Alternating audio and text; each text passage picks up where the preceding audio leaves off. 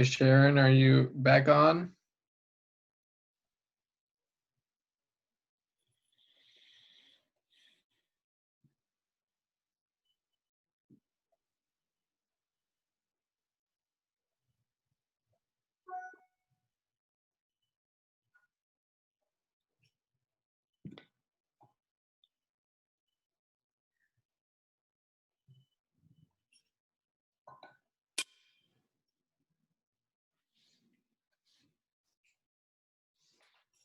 Let me try again.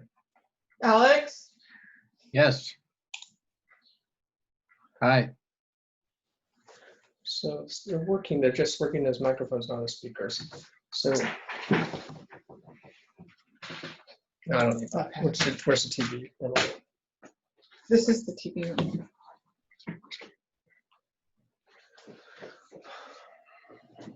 So I can hear you and we can see Dave Mendro's screen. We just can't hear you through our speakers. Okay. Is that critical?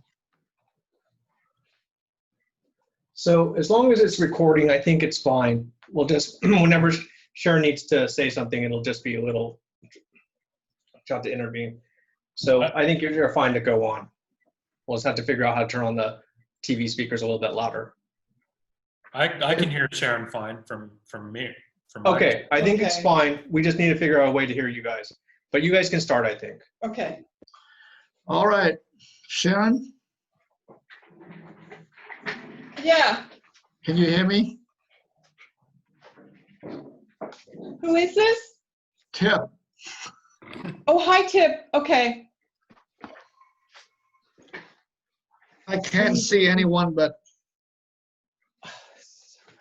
I need to bring up the consent, unless they don't need the plans. John's already reviewed the plans. Oh, okay. Oh, they're all reviewed, Sharon.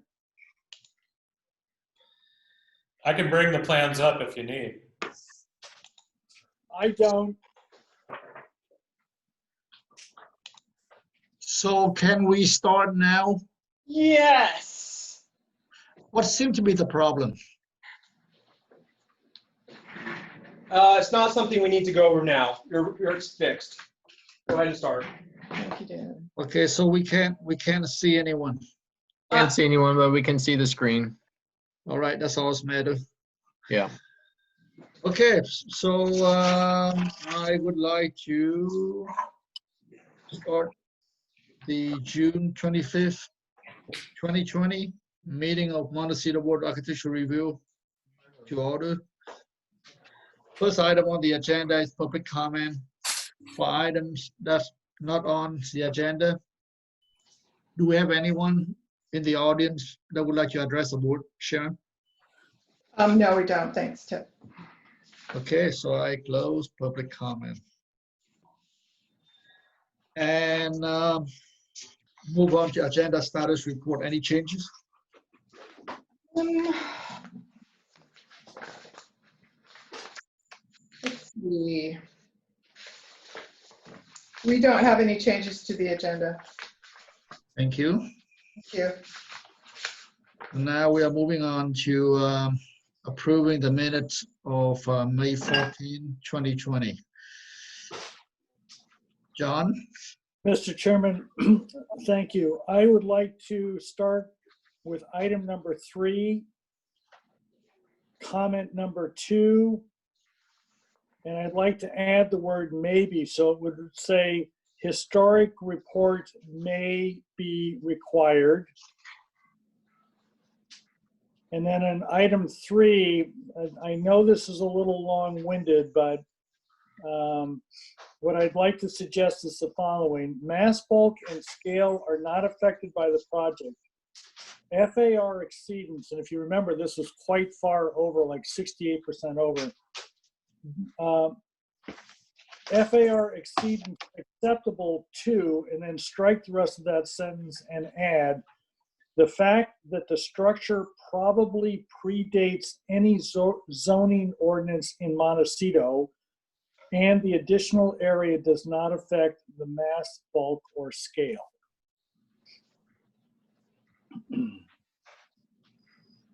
One On sec, item, let me catch up. excuse me? Let me catch up, or is this what you had sent to me? No, I sent that to you earlier so that, because it's a long sentence. Do you have it? Yeah. Okay, it was word for word what I sent over. Okay. Okay, so item number 4, comment number 3, I'd like to keep the word consider, strike the rest of the sentence and say, so it would be consider undulating bottom of wall or walls, I'm not sure which it is, to allow for landscaping pockets.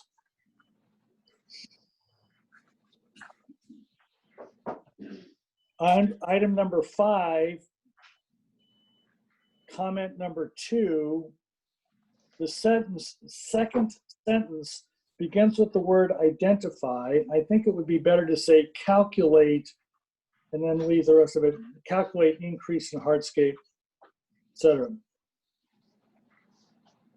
Item number 6, I'd like to add a second sentence to that comment, which would be determine with roads division. Alex, is that what it's called, the roads division?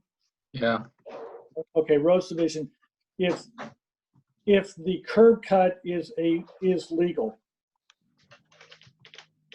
Okay. And that's all I have. Thank you, John. Anyone else? No. No, No, Thank you. Can I have a motion for approval? move for the minutes of the meeting of June 11th to be approved. Sam, second by I'll second that. Dave. All those in favor? Aye. Aye. Motion carried. Thank you.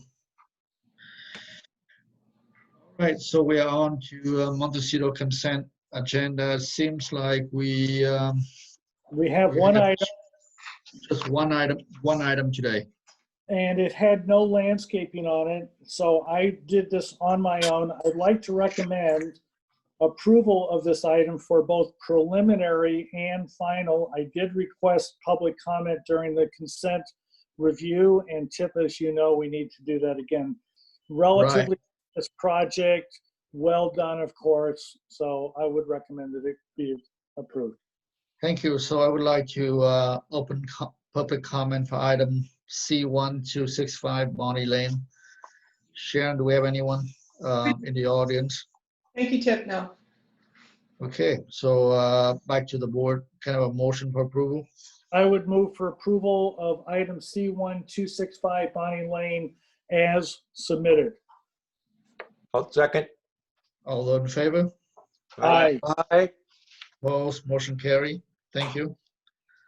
So I'd take that as a 5-0 with Wolf and Claire being absent at the moment. Is that right? Is Don on? I am. Oh, okay, good. Is Claire off? At the moment. Yeah, I Okay, think he's on the phone or something. so we only have 5 board members. We still have quorum. Yes. That goes, Alex, that goes for the minutes as well. Yeah. Thank you. Okay, so moving on to MBOR members' informational briefings. Anything from anyone? Nothing No. from me, but I want to let the board members know that luckily we have 5 because I need to step down for item 1 and item 7 today. Thank Someone you, Sam. in my office will be helping present on item 7. Thank you. So since we are going to have a little bit issue with the video today, and it seems like we are having quite a bit of visitors joining us, and to prepare for better clarity for the meeting, we need to really control on when we can speak, and that way, because this meeting probably will be YouTube probably this time or next time, and I try to make sure that we do what we can to help Sharon, and Sharon will have the ability to muting you if she feel that it's interfering with the meeting. So we ask for all your help, try to make it as clear as possible for all our participants. Thank you, everyone. Okay, so now we are moving on to, I think, staff update. Anything, Alex? In case anyone's interested in knowing, the San Isidro Roundabout project was appealed. So that'll be coming to a board near you. in future. That's not good. Okay. So now we are on to the standard agenda. Item number 1, 710-710 Pikachu Lane. Is the applicant online? Um, I'm online. Robert's here too. Yeah, I'm, can you hear me? Yes, Okay, great. thank you. Okay. Oh, you didn't see Brett, right? Brett, is that you? Yes, it is. Okay.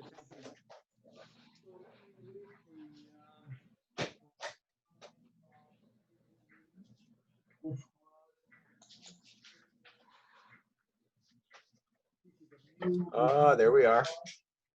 Mm-hmm. Can you see? New detached garage, and we have several comments. Number 1, M1 concerned with setback encroachment on such a large. It's hard to hear you, Tip. Okay, can you hear me now? Yes. Yes.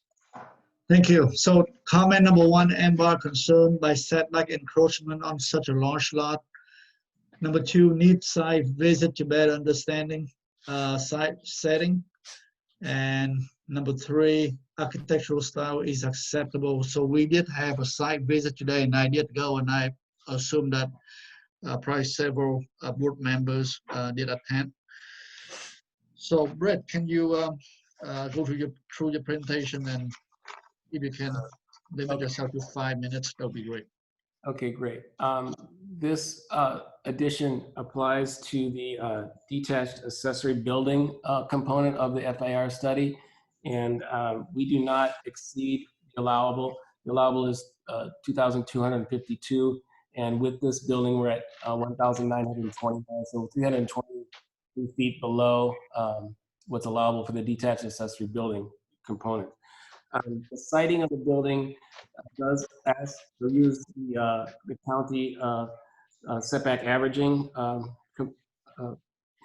and we feel that putting it where it is uses sound planning principles, and that it groups utility elements, it preserves the landscape on site, and it also uses existing paving infrastructure. If we can go, yeah. So let's go to the next page. So you can see here that what makes this different than a standard setback averaging consideration is that we have parcel 7 above, which is an exclusive easement for the use of the applicant for trash. What also is evident on this is that where it bound the boundary on lot 743 is the entry driveway, and so that area that is adjacent to parcel 7 is a visual amenity to the drive. It's not a principal use area of the site. Let's go to the next exhibit.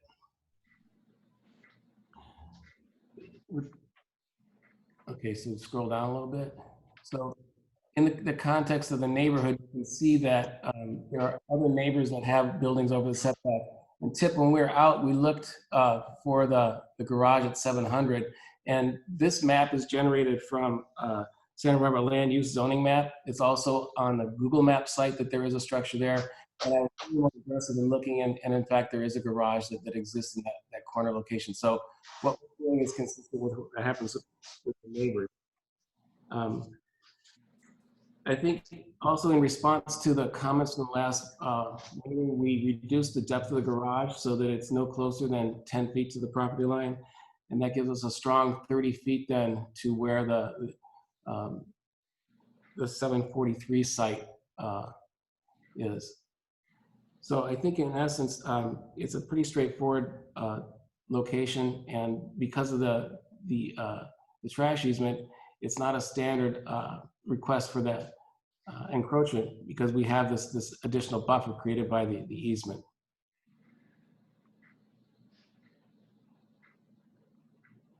That's it. Thank you, Britt. Are you done? Yes. Right, back to the board for questions. John, I have no questions, Mr. Chairman. Thank you. thank you. Don, No questions. Dave, Just want to reconfirm that the substantial hedge that exists at the property line that would screen this proposed structure is going to be preserved as part of the new project. That's correct. I measured off with the tape, and as we noted on site today, we are 4 feet from the landscape curb where the hedge is located, and that gives us plenty of working distance around the building so that none of the landscape will be compromised as a part of this project. Also, if you look further down, I think we've got some photos of the site that show that hedge is really tall, and there's multiple hedges. There's one at the property, there's one at the easement to parcel 7, and then one on the other side of the parcel also. And if you zoom in on this, the color of the roof there is what makes the garage on 700 difficult to see, but it does exist. So that's here. It's where the 2 cars are parked, and yes, it's right there, correct. And you barely see that there's like a shadow and a hip roof there, but it really does fade away based on the resolution of this photograph. But if you go to the Google Maps, or as I said, the land use zoning map, the structure is shown on both of those maps. In addition to, I was able to verify on site that it exists. Dave, are you done? Yes. Oh, thank you. Yes. Thank you. Sam? Questions? Sorry, Tip, I'm stepping down on this one, remember? Oh, yes, thank you. So we have quorum for 4.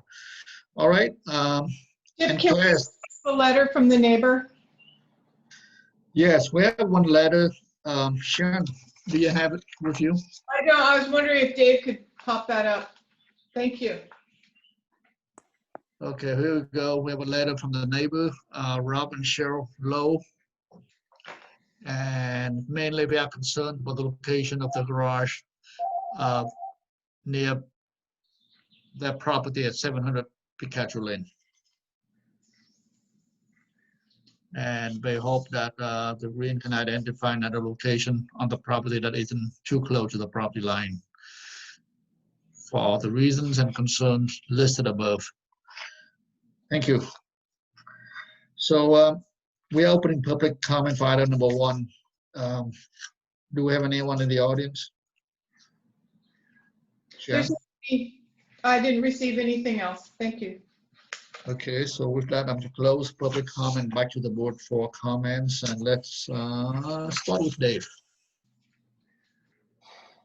Well, after visiting the site, I'm comfortable with the encroachment and the setback for the very specific conditions of this site, which are that they have a 20-foot easement on the adjacent property that actually acts as a buffer, and that property, that portion of the property is a less usable triangle there, and their main use of the property is further to the west.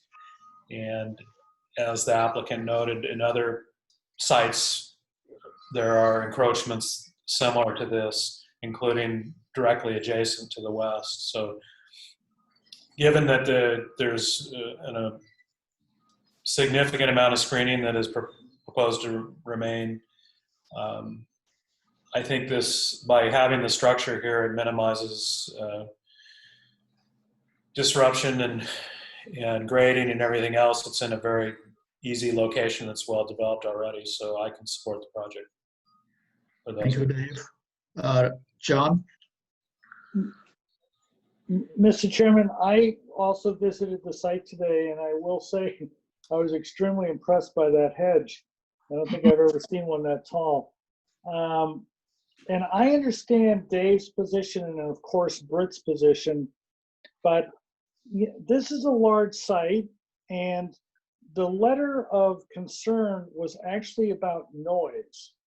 And by having this structure in this location, I am making an assumption, but I think the assumption is that we have a car enthusiast here and that he or she likes to, rev up their engines from time to time. And if it was in another location, I think that that could be minimized.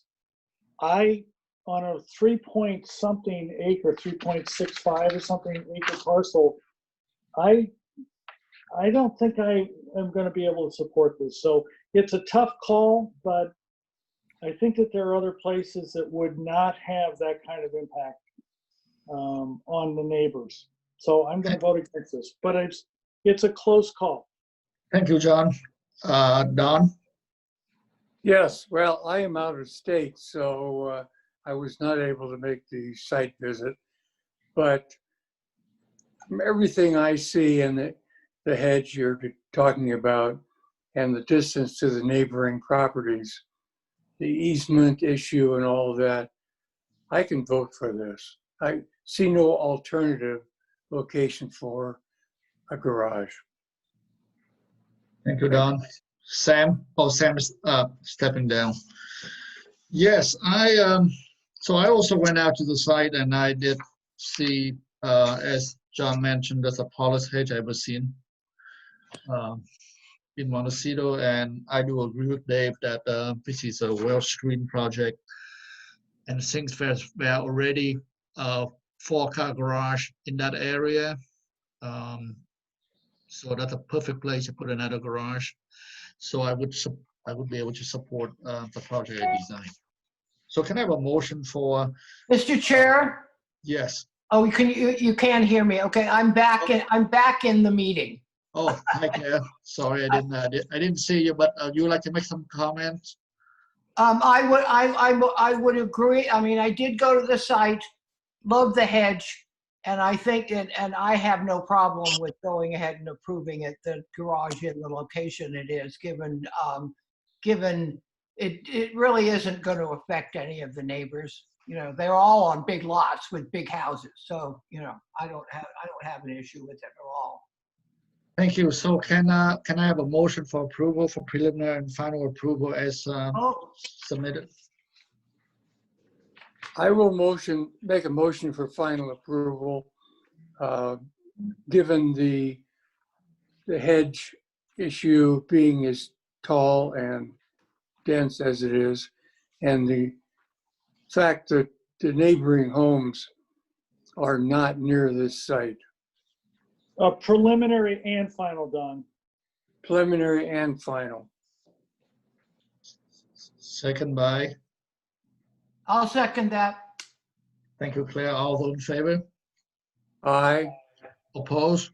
Nay. Motion carry. Thank you. Thank you. Oh, John, you're, So I we are voted moving on to item number 2. 351 Woodley Road. What? I might have got the wrong. I got the wrong agenda. June 11th. No, this is not the right agenda. Where's my agenda? Tim, can you make that announcement again for people to mute their microphones when they're not speaking? Yes, once again, can you please mute your microphone if you're not speaking? That way we don't have any echoing and background noise. That will help a lot. Thank you. With the online presentation. Okay, so now we are on to item number 2, 351 Woodley Road. Is the applicant online? You know what? Hold on. Can you take number 3? I don't think Greg's on. Okay, so we are going to continue number 2. Yeah, just trail it. Okay, and we are moving on to number 3, 2280 Bella Vista. Applicant online?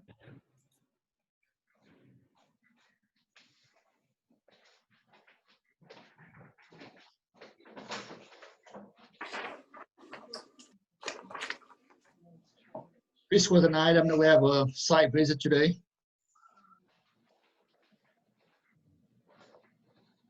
We're on 3 for trail 2. Is Rob online?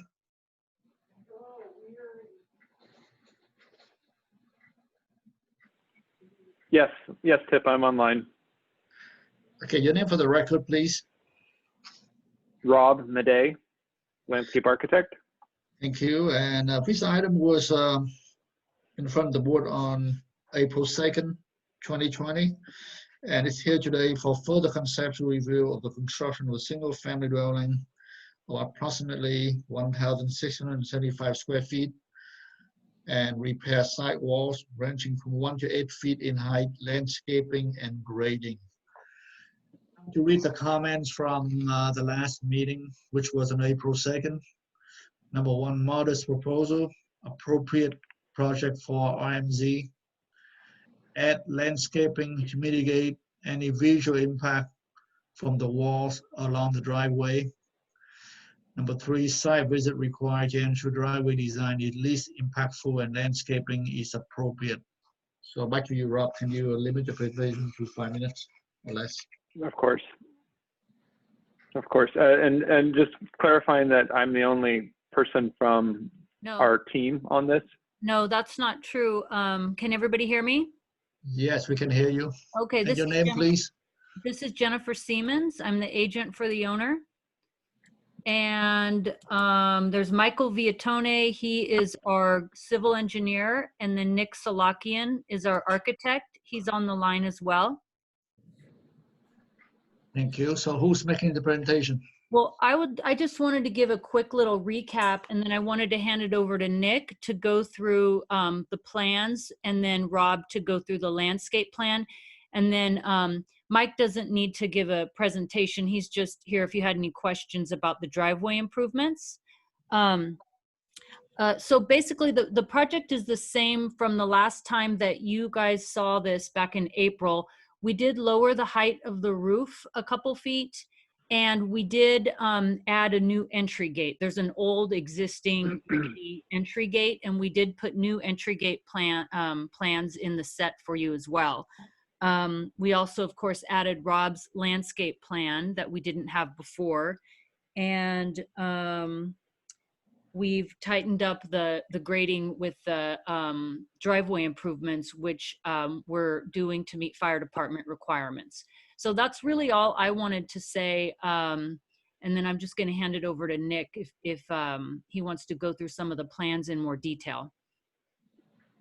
Yeah, sure. Yeah, so the image you're looking at there is a previous conceptual image. So the updated drawings show something much smaller. Just to reiterate, one of the client's main concerns is really minimizing the visual, the view of the house, and trying to kind of minimize the bulk and scale of it. So since we last met, we've done that.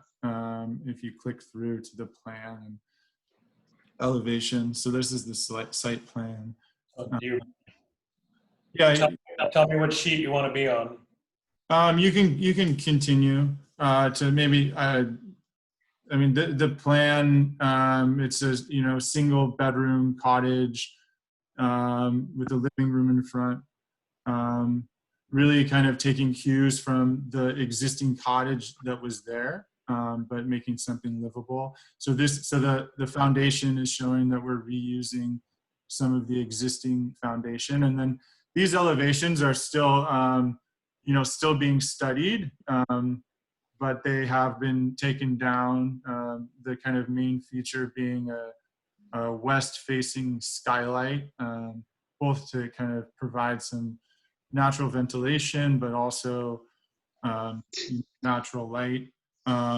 One note here is just basically that studying in 3D the chimneys, but there's kind of three factors that we're concerned with, and one is wind safety, and that's based on the client's existing home, which is on next door on Bella Vista. And the chimneys there get a lot of wind and it pushes smoke into the house. But then there's also, of course, the skylight there, and then studying some balance between the overall volume of the cottage with the size of the chimney. So those are still being taken down, but the three factors there.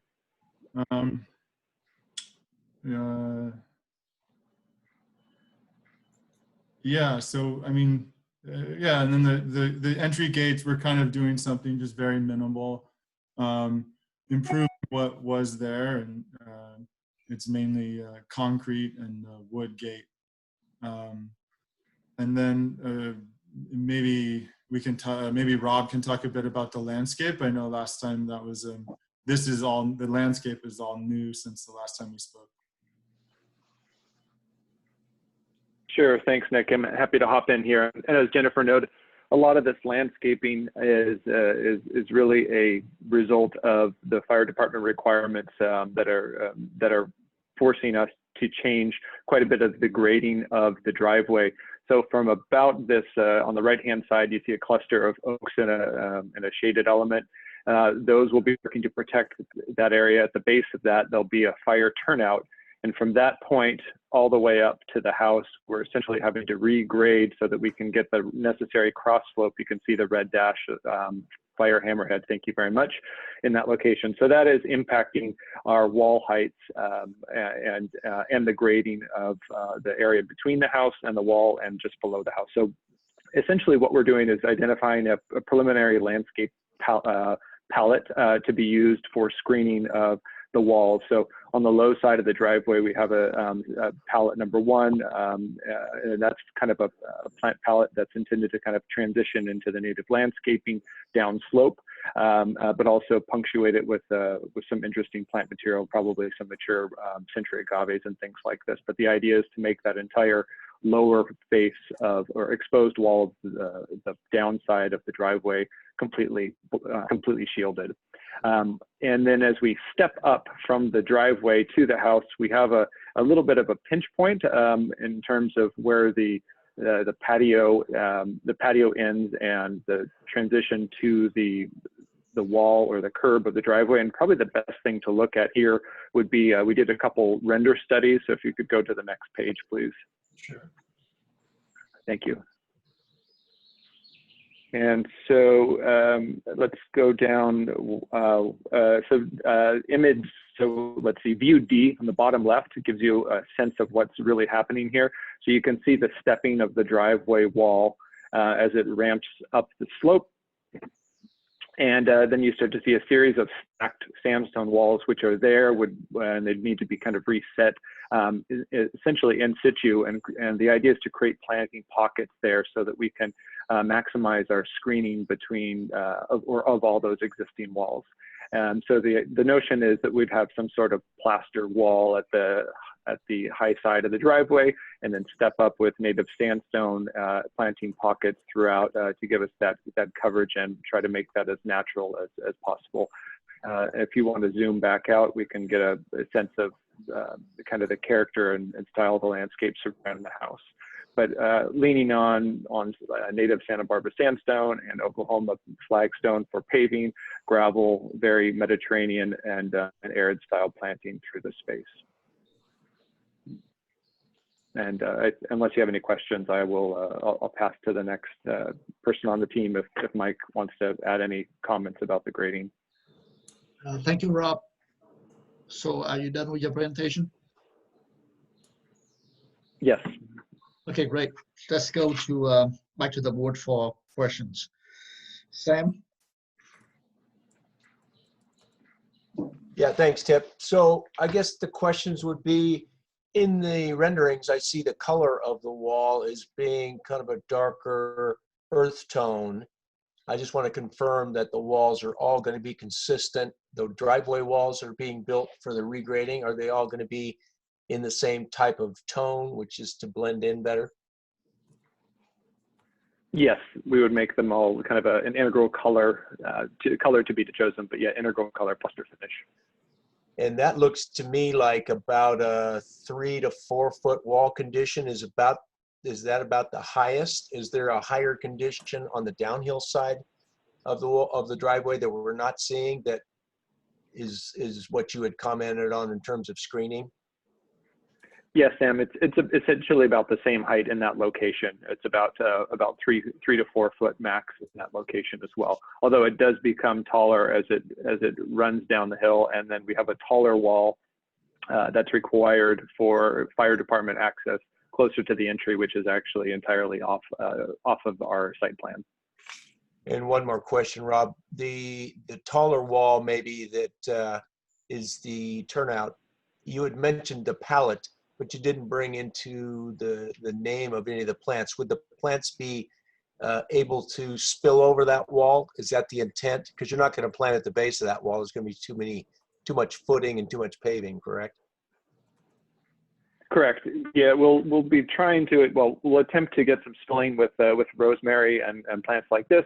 But on those taller walls closer to the entryway, the plan is to try to attempt to leave some planting pockets so we can get some creeping fig to work its way up those taller faces. So any wall that's over 4 feet tall, we're going to work to create these planting pockets for the integration of creeping fig. Thank you. No more questions. Thank you, Sam. Dave?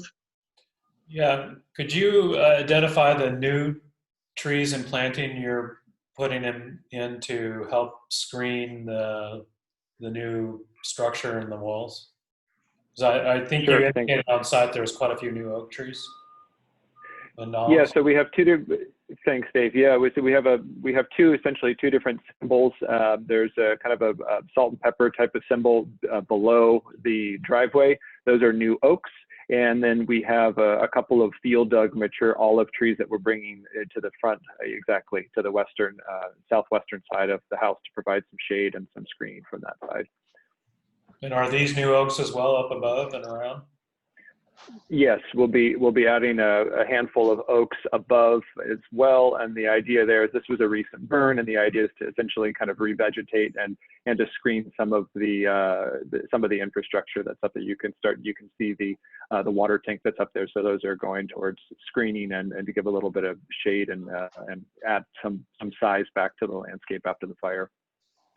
Okay, and do you have a plan for the lower turnout? No, we don't have a plan for the lower turnout, and it sounds like that's something we'll be adding at our next MBAR visit and meeting. Okay, thanks. That's it for me. Thank you, Dave. Jean? I have no questions, Mr. Chairman. Thank you. Don? Yes. Have you looked into another method of preventing the downdraft and thus having to and thus being able to lower the chimney heights? Yeah, that's still being studied, and I think that's something that, you know, even the height is something that we have some just concern with ourselves as well, and also that's something we're talking to engineers currently about. So I think that's something that we're still updating. Okay, thank you. Yeah. Claire? I don't think I have any, well, I do have, we're in questions, right? Yes. Okay, so I think Sam asked this question, and you never really answered it. What is the height of the wall at the turnout below the oaks? Yes, there. Right there. Mike is Mike Biatoni. Mike, can you pull up your set of plans for that? Is it in this set, or do I need to open a different one? They should all be in the same set. Okay, so Yeah, I think on page 14. 14? Yeah. Okay.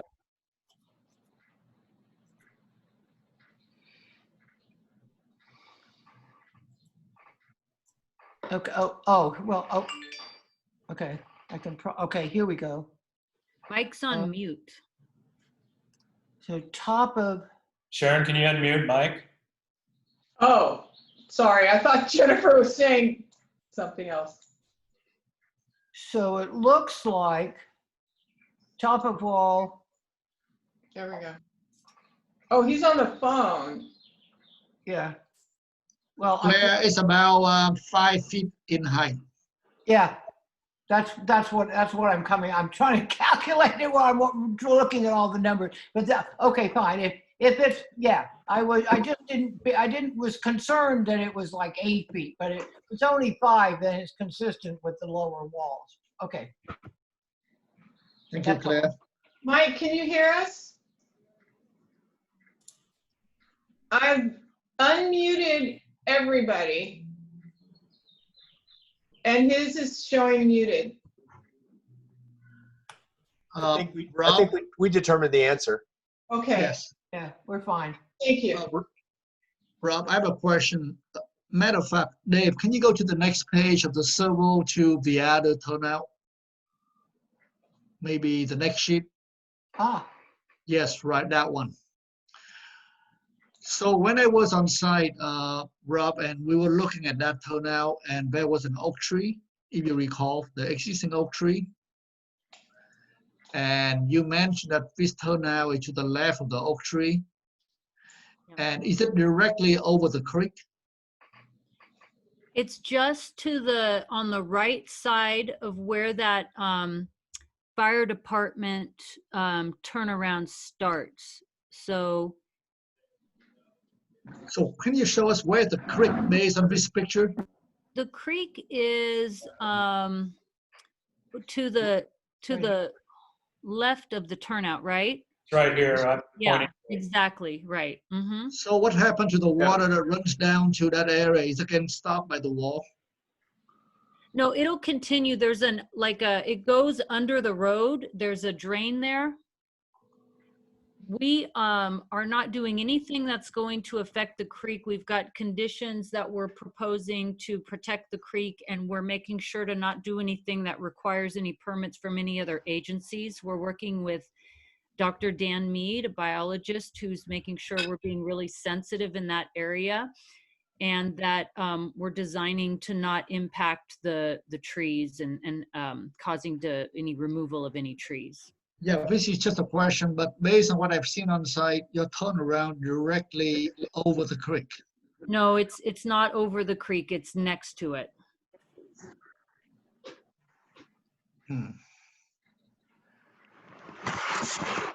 Okay.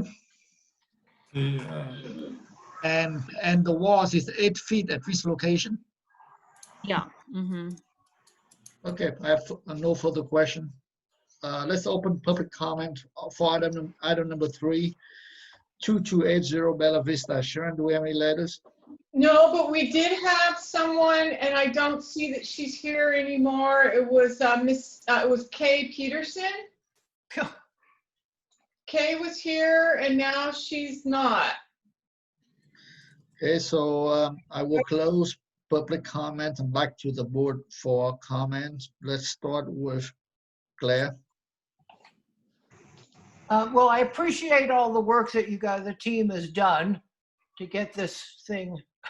And for me, I think it's a great little project, and I think the team and Jennifer has been very respectful of the site, and the fact that we have a relatively small project way up in the hill in the RMZ. I think I'm okay with this project. Thank you, Claire. Dave? Yeah, I'm going to agree that it's a nicely designed project. The real impacts are the grading, but that's being required by the fire department for fire safety. So I'm going to support that, and I appreciate the landscape architects adding trees and the walls and the stone and the materials and everything to help mitigate the impacts of the walls. I would like to see what's proposed at the lower area. I would want to make sure that the same care is taken down there, especially since it's next to that creek. But overall, I think it's a very small, nice project that's sensitive to the site. Thank you, Dave. Jennifer, Yes? I'm sorry to interrupt, but I do know Mrs. Peterson wanted to see the plans, and I'm going to request a hard copy if I may. Okay. Thank you. John? Yes, Mr. Chairman, I want to extend Dave's comments. I think that, first of all, I think that there's three parts of this project. Number one is the house, which I think is obviously very modest in size. I share Don's concerns about the height of the chimney.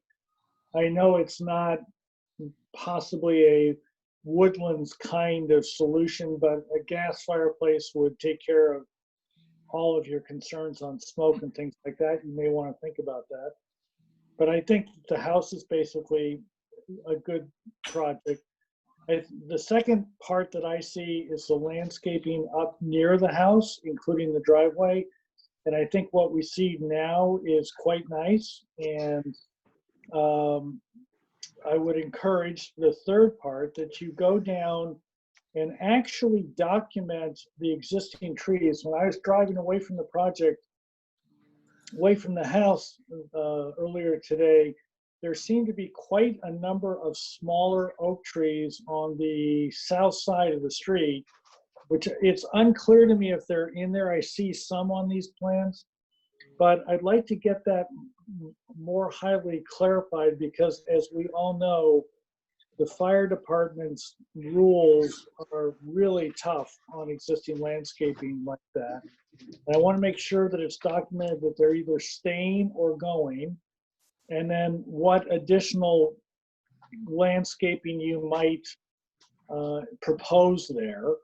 And I feel good enough about this proposal that, assuming that they keep going in the same direction, I think that we could put this on for preliminary at the next meet, concept preliminary at the next meeting. So that's it, Mr. Chairman. Thank you. Thank you, John. Sam? Yeah, I think I would echo John and Dave's comments. It's sensitively handled. The direction of the landscaping looks to be softening the new components of the project, namely the walls, and the color is being handled in a more earth tone and natural way to blend into the rock in the outcrop and the native surroundings. So I think it can move along, and I think it's handled quite well with the design team. I would like to see, as John mentioned, and I'll just support, additional landscape shown on the driveway coming up as to all the changes and how the existing and any new landscaping around that turnout blend in by the creek. So I think good job so far. Continue on the same good direction, and you'll find us being able to push this through quite quickly. But that plan showing right now needs to have existing and proposed landscape study shown so we understand how it's going to be handled after it's constructed. This is That's it. Alex. Just to clarify one thing, this is RMZ zone district, so it requires a development plan. So you won't be seeing it again until after planning commission. I'm Thank not you. ready to let this thing go yet. I want to see that landscaping before it goes up to the planning commission. So that's up to you guys, whether you want to see it again or not. Okay, let's move on to Claire. Oh, no, I mean, Don. Yes, thank you. I agree with the comments that we previously made here, and I personally am only concerned about the visibility of the two massive chimneys that are almost as tall as the house. So, and that's why I asked the question earlier, but I can understand them continuing to work on that issue and not wanting to have those things quite as high as they are. And I'm not convinced that raising a chimney does that much good to the downdraft problem, but we'll see what unfolds as the project goes along. Thank you. Thank you, Don. Yes, and definitely this is a very modest project, um, it's set nicely on the site, so I definitely don't have a problem supporting the project. I just want to make sure that when the applicant comes back for preliminary final, I would like to make sure that you carefully look at the turnaround, the lower turnaround by the gate, and clearly show where the existing creek, and make sure that the turnaround doesn't dive directly into the creek. So that's the only concern I have in that area, exactly that area. Other than that, this project, Alec, Alex, you mentioned it had to go to the planning commission. Yeah. And Mr. Chair, Yes, I think we need to, rather than moving this to preliminary, I think that we need to, because we have to see it before it goes to the planning commission. I think we need to see it one more time to deal with the landscaping of the lower turnout and that whole area. I just want to get that fully developed before the planning commission weighs in. sure. That's Does other board members feel the same? Yes. Yes. All right, so this will continue for further conceptual if with the applicant to come back with further landscaping study for the turnaround area by the gate. Mr. Chairman, can I suggest that the applicant deal with all of the landscaping from the gate up and clearly designate what's existing? Clearly, it's very nice. And then what's proposed, so that we and the planning commission will have a full idea of what is going to be happening up there. I felt that the existing landscaping was nice, but I think it should be described on here so that we can understand the context of leaving the existing, transitioning into new, etc. And so we get a full study of that. As we know, driveways are tough up here in the hillside, and just make it as easy as possible for the planning commissioners to understand what's being proposed. Agreed. Thank you. So please schedule with Sharon when you are ready to come back. Thank you. Thanks, Jennifer. Thank you all. So can we go back to item number 2? I believe Greg is with us now. All right, so I'm to call item number 2, 351 Woodley Road. Is the applicant online? Yes, I'm online. And your name for the record, please? Greg Griffin, Schumann Donaldson Architects. Bring up, okay, here we go. So this item is for the, was heard on April 2nd, 2020. It had to do with a fence along the property line.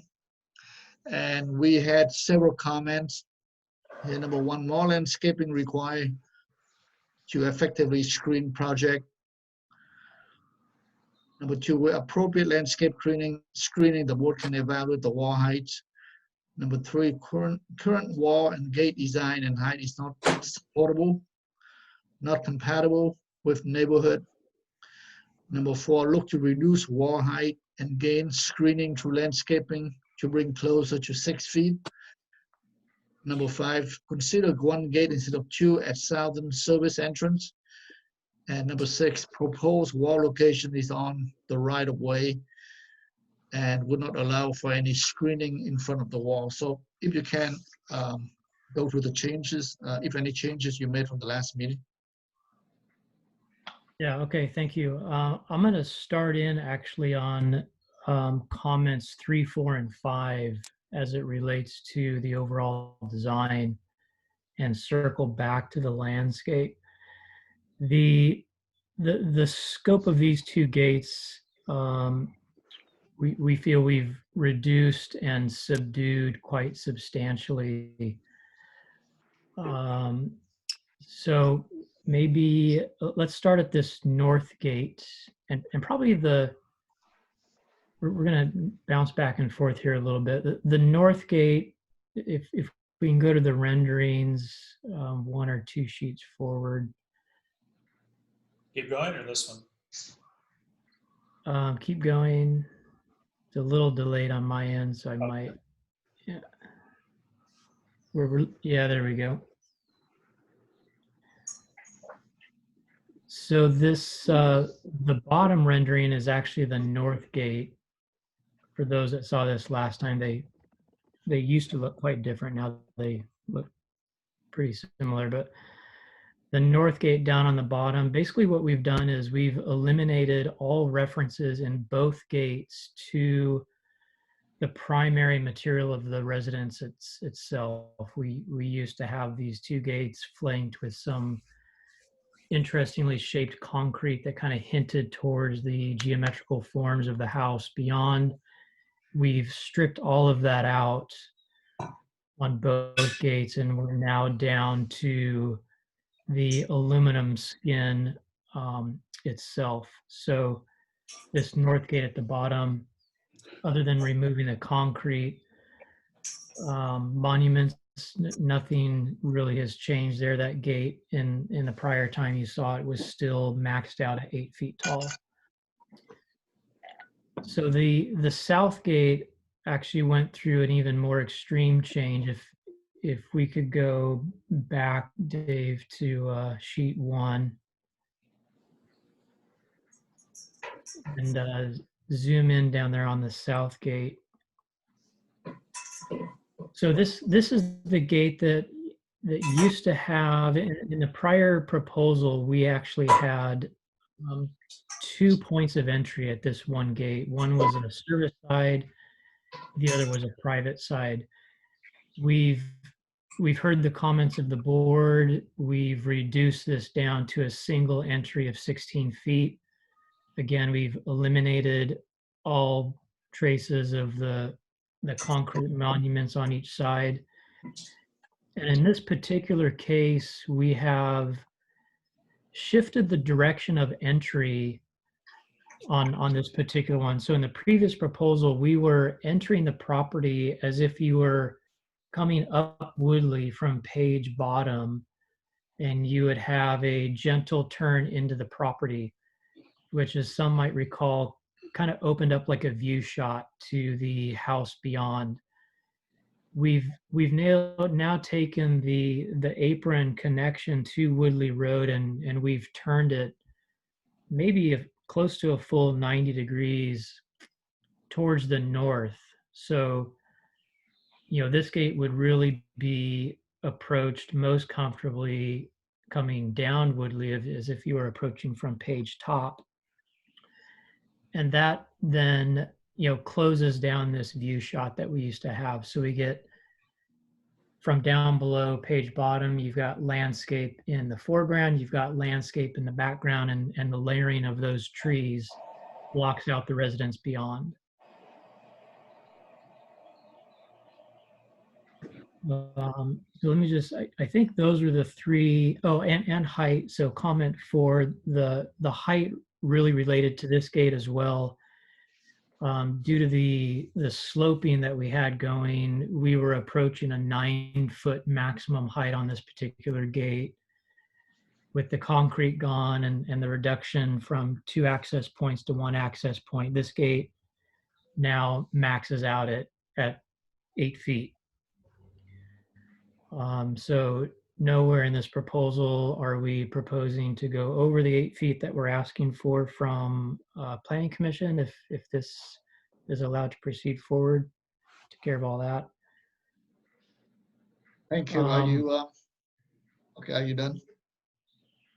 Well, I'll just make one more comment on the landscape. I think in the renderings, you'll see clearly that there's lots of space to fill in there. We've included some landscape proposal from Eric Nagelman, which is sheet 2. The last comment, 6, I forget who may have shared this concern. Perhaps it was John Watson, but there is no preclusions for planting within the right-of-way within the Pepper Hill Association. Right. And if you were to drive around Pepper Hill, you would see numerous examples of very heavily landscaped, densely landscaped right-of-way zones between the right-of-way line and existing edge of pavement, even some permanent constructions, related to stone walls, mailboxes, gates, etc. So there is no preclusion for us to landscape in front of these walls, and so we've taken full advantage of that, as you can see here. And that'll wrap it up for me. Thank you. Back to the board for questions. John? Allowed to talk. Thank you, Mr. Chairman. So the first question relates to your last comment. So this road is a private road owned by the homeowners association, not a public road owned by the county of Santa Barbara? Correct. Okay, very good. Thank you. That's the first one. And the second one, on trash day, So on the how does that work? with option A, and is there any thought on design that in terms of the roads? How do you get how does the trash men, I think, go and get the trash with that closed gate?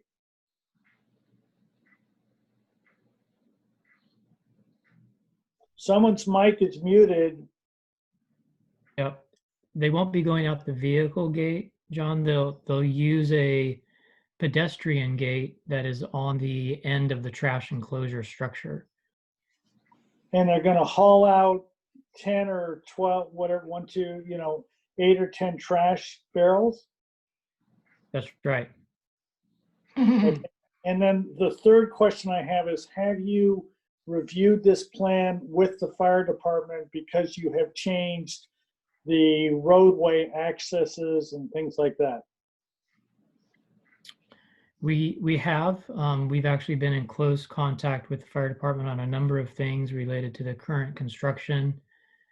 Their primary access is through that north gate, and the alignment and widths and grading of that gate has not changed.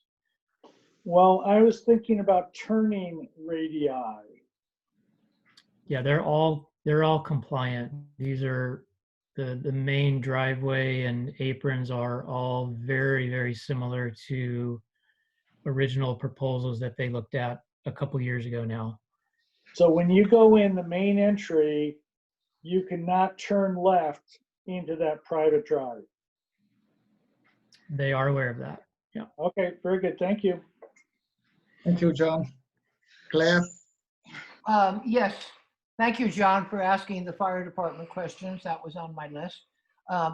So are we to understand then that, the issues last time that several of us had was the height of the wall.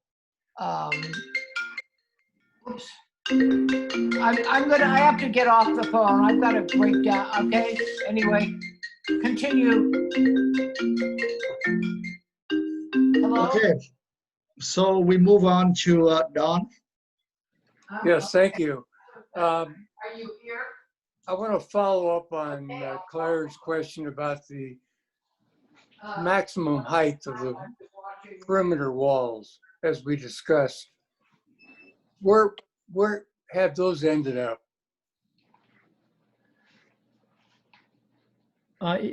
If by perimeter walls, Don, you're asking about the gates themselves, they are no higher than 8 feet. No, I got that. I'm more concerned about the other adjacent walls. Those have all been eliminated. Okay. So the only construction now relative to vehicle access is the actual 16-foot wide gate. And the hedge line, which includes a bit of fencing, comes right up to the hinge of that gate. Okay, thank you. Sure. Sam? Okay, so to follow up, there's a hedge, looks like a double hedge that buries a fence. There's no longer a boundary wall. Is that correct? Correct. Yep. Okay. And do we know, I have questions about the existing trees and landscaping versus the new and proposed. Is it essentially all new? it's hard to tell what is being. Obviously, the hedge will be new, the fence will be new. It's hard to tell what trees are existing. I saw one existing California pepper. Are the rest of all those trees proposed? And in your rendering, it looks like they're quite substantial trees, like maybe existing oak trees. Are there trees to remain, trees to be added? Is there a way to clarify that in the next series of drawings? It's hard to tell what is coming in and what is there now, if you understand my Yeah. question. Greg, this is Amy. I'm actually here if you want me to jump in on this one. Amy, please. So there are a couple of existing olive trees that are planted there. It's a little bit tough to tell on the plants, but they are grayed. They're shown as a bit more grayed out than the other trees. I don't know, Dave, if you can zoom in just a hair, it might become a little bit clearer to see. We do have some existing olives on site, which are the photos that are on the right-hand side of the sheet, which are the ones intended to be used along the street. We have 10 of those available, and they're good size, very mature trees. I put them at probably about 15 feet tall right now. And then as far as the hedge for screening the fencing, Eric is proposing basically sandwiching that chain link with having bush Laurus on either side and then inserting standard laurels in the center. So it'll be really well covered with some substantial height as well. So if you can see the grayed out symbol are the olives that are actually there. And then the darker symbol, it is a little tough to tell, and I'll make sure that's clarified on the next set of drawings, but the darker outline on the olives would be the proposed new. And I believe we have 10 of those. Okay, that helps, but I'd really like it to be a much clearer drawing in terms of what's existing and what is proposed in the next iteration. Absolutely. Thanks. Thank you, Sam. And Dave. I don't have any more questions, Tip. Thank you, Dave. So we are going to open public comments for item number 2. Sharon, do we have any letters from any neighbors? There's somebody on here that's not identified by name. It's just a phone number. So I'm going to unmute and ask who this person's here for. Hello. Yes, hi, sorry. It's actually Ava Hermes. I'm for item number 5 and just wanted to ensure that I was going to be able to communicate because it wasn't working via Zoom. So I'll await my turn. Okay, thank you. Okay, with that, I'm going to close public comments for item number 2 back to the board for comments. So let's start with John. Thank you, Mr. Chairman. Number one, I'm delighted to hear that the county does not control that part of the road, because it does mean that they can get landscaping there, which I didn't think they were going to be able to. That's number one. Number two, I like this proposal. Thank you for reducing the size of both the northern and the southern gate. And my last proposal is more to Amy. You know, I was actually invited out to Robin's office 3 years ago to review the model. And I asked a question, is this going to look like a spaceship landed or that it's a hobbit house? And he said hobbit house. And I'm seeing very hard, you know, this, at least as rendered, that gate or the fence is, you know, tightly pruned and things like that. And I think that the rest of Montecito is much more casual than that. And it may just be a rendering issue, but I would want to know that you guys, what I would like and hope is that that become a very soft, undulating Montecito hedge as opposed to something that's really tightly clipped. So besides that, I think that the project is very nice. Thank you. Claire? Claire's off. Don? Yes, I very much appreciate the changes that have been made, and I think that we've ended up with a a very good landscape plan. And the walls and gates are very subservient, and it's going to fit in very nicely. Thank you. Thank you, Don. Sam?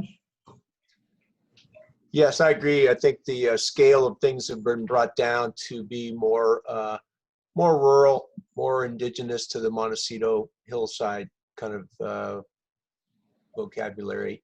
I would like to understand again the existing oaks and California peppers that are there and olives, where they are, maybe in a much more graphic, defined way, and then what the new materials are, because this is really going to be the face of this property to the community, is the landscape. It doesn't seem like the house is going to be seen.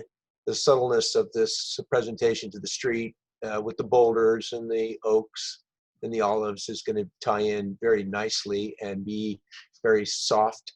But I really want to understand the existing and the and what's proposed in this frontage.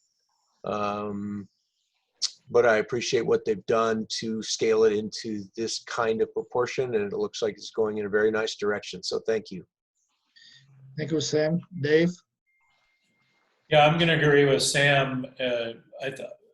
I think the gates are very nice now. They recede visually and the way they're oriented. I just think it's a huge improvement, so I appreciate you doing that. And like Sam was saying, would just want to make sure that the landscape further enhances and reinforces that. But from the renderings and everything I can see, it's definitely going in the right direction. Thanks. Thank you. So this item is here for further conceptual. I think we should move it on to preliminary / final to the full board. Yes, I agree with that. Or consent. No, I So think again, full board. Let's look at it just full a- board. Preliminary finals is a good direction. Just a reminder that this also has to, I believe this still requires a CUP, is that right? Is because of the 8-foot height? Yes. Because it's still 8, this is test because it's still 8 feet. It does require a CUP, and it's scheduled for the Planning Commission in September, assuming that your board is okay moving forward today. Thank you. It seems like you have a support from the board. So if you can proceed with the MPC hearing and return to this board for preliminary / final. Thank you. Okay, thank you. Thanks, Greg. Mr. Chairman, before everybody gets off, may I ask one question, please? Please. Amy, are you still on? Yes, I'm actually here for number 6. Okay, so I made a specific comment about a very tightly clipped hedge versus a more rural one. Can you clarify the intent of that? What the intent is? You know, Eric has done this treatment on some existing fences around town that do look like the description that you're providing, and I can get some photos of those and include those in the next round. I think it would help clarify the vision he's got on that. Okay, very good. Thank you. I just wanted to get it clarified on the record. Thank you. Thank you, John. Okay, so we're moving on to item number 4, 1017 Hot Springs Road. Mr. Chair, Yes. this is Claire, and I'm going to have to leave the meeting. I'm having a massive breakdown with our water system. We have no water. And so I have to be available to do some things with that. So I'm just going to leave the meeting completely at this point. Are we going to have quorum? No. Wait. Tip, Don, have- John, and Sam. Dave. So you have, if I leave for one, it still leaves 4 if no one else is stepping down, correct? Okay. Yeah. Okay, so I think we're okay, Claire. Go get them. Yeah, I've got Lawrence Price, here trying to figure out why our pump isn't working. So I just have to take care of that. Well, good luck. Claire. Okay, so we are down to 4 board members. John, No, Don. 5. We've got 5. Oh, and Dave, right, we have 5. Okay, that's good. So 1017 Hot Springs Road, is the applicant online? Yes, I'm Sarah Bronstadt with Vanguard Planning. Thank you. And this item was last heard on August 8th, 2019. And Yes. we have several comments, so I'm going to start by reading the comments from the last meeting. Number 1, house is sensitively designed and well landscaped. Number 2, Amber appreciates information presented on the driveway to better understand extent of retaining walls and width. Number 3, driveway is sensitively designed to the extent it can be given the steep slopes, driveway length, and fire district requirements. Number 4, colors for driveway and retaining walls will be important. Number 5, irrigation to establish landscaping will be important. Number 6, consider feathering landscape into the hillside to better blend with the site rather than linear band along the driveway. Number 7, Amber is not addressing land use issues in their review on the design. So as we begin this item, maybe you can go through any changes you had from the last design. Yes, Yeah. there's a document that's, Sharon, if you could bring it up, it's called the Exhibit of MFPD Changes. Sarah, actually, Dave is running the screen, so. Oh, okay. This one. Yes, if you could open that up. Mhm. Okay, so essentially what has changed since you last reviewed this project last August is we needed to make some changes to the road for the fire department. So I have just some bullet points here in these slides to show you exactly what's changed. So the picture highlighted in blue shows the new image or the new plan on our civil plans. So we essentially had to push back this turnout to widen it and extend. And we actually were trying to also push away from the creek. And so that just tucks into the hillside. So essentially what was there before had no retaining walls at the base of the slope or anything. It was just the turnout. So at this point, in order to shift away from the creek and also just easy maneuvering through here, we've added this retaining wall at the base of the slope. It has a max height of 6 feet throughout, this whole area. And so that's change number 1. That's on civil sheet C1.4. You can look at that again later if need be. So the next slide, next picture. So, and then here at the end of the cul-de-sac, or it's the end of where Hot Springs ends and before it turns, and starts to go up the hill, we have this little turnaround for the fire department. But the fire department had asked that we add this little head to this hammerhead to allow a turning because the radius of the cul-de-sac isn't large enough for all of the emergency vehicles that might need to use it. So rather than enlarging the cul-de-sac, which would again go closer to the creek and just have more paving overall all around that area, we've just added a retaining wall into the slope, base of the slope, and this little pocket for the fire department to use for a turnaround at this section of the road. And then the next slide, we have added a turnout.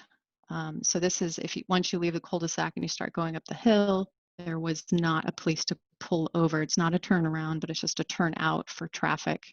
And so we added that, and is not too high up in elevation above Hot Springs. It does have a lot of existing trees around that, and we are also proposing similar landscape screening like we are with our other turnouts along this road.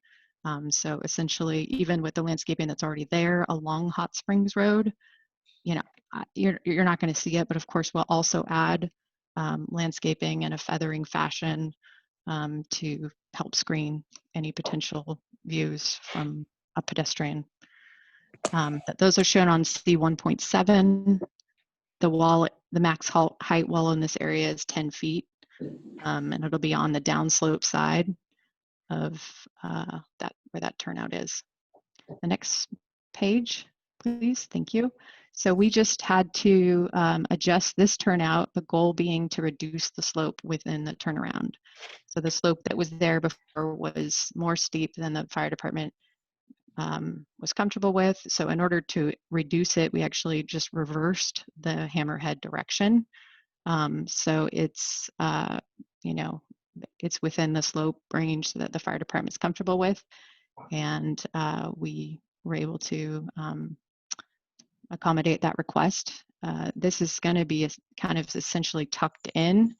The location of this turnaround is really in kind of the deep part of the canyon. So really this is not going to be viewable, this area, to anyone other than possibly our client who's on the other side of that canyon where their house will be.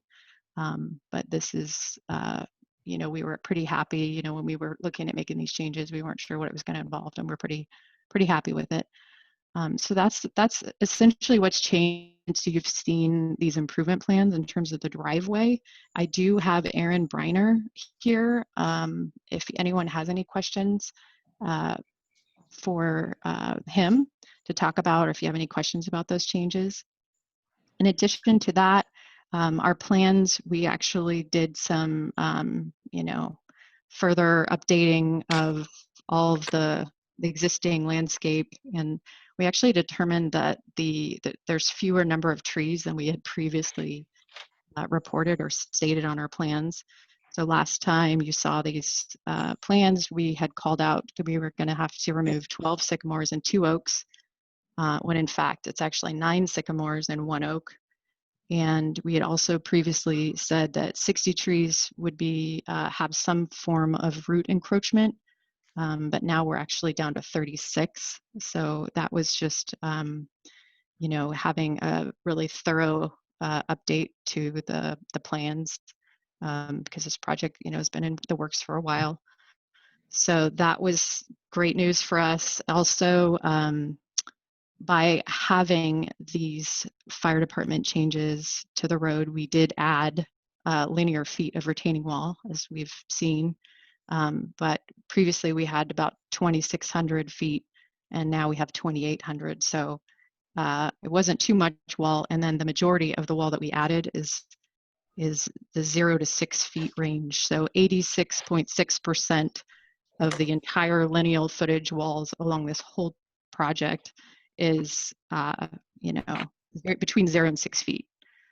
So we had, and overall we had actually a slight decrease in the wall heights that were 12 to 16%, 12 to 16 feet in height, percentage-wise. So we were pretty happy that we were able to make these changes that they wanted, and it didn't, seem to generate significant overall impacts.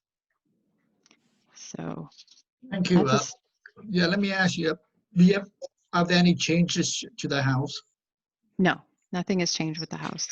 So mainly all the changes had to do with the access way. Exactly. Thank you. So are you done your presentation? I am. My coworker Jared is here and also would like to speak when given the chance. Oh, Hello? please. Yes. Great. You can hear me? Yes, we can hear you. Excellent. Hi, Jarrett Gorin from Vanguard Planning. And I just wanted to speak to a couple of the comments that came in on here. And I'll be really brief on them, but we've got a comment here from the neighbor saying that, how can any action be taken on this project until there's been a full environmental review under CEQA? And I just want to make sure that everybody's clear on how things work. Okay, we have to go through and get comments from you first before they do CEQA.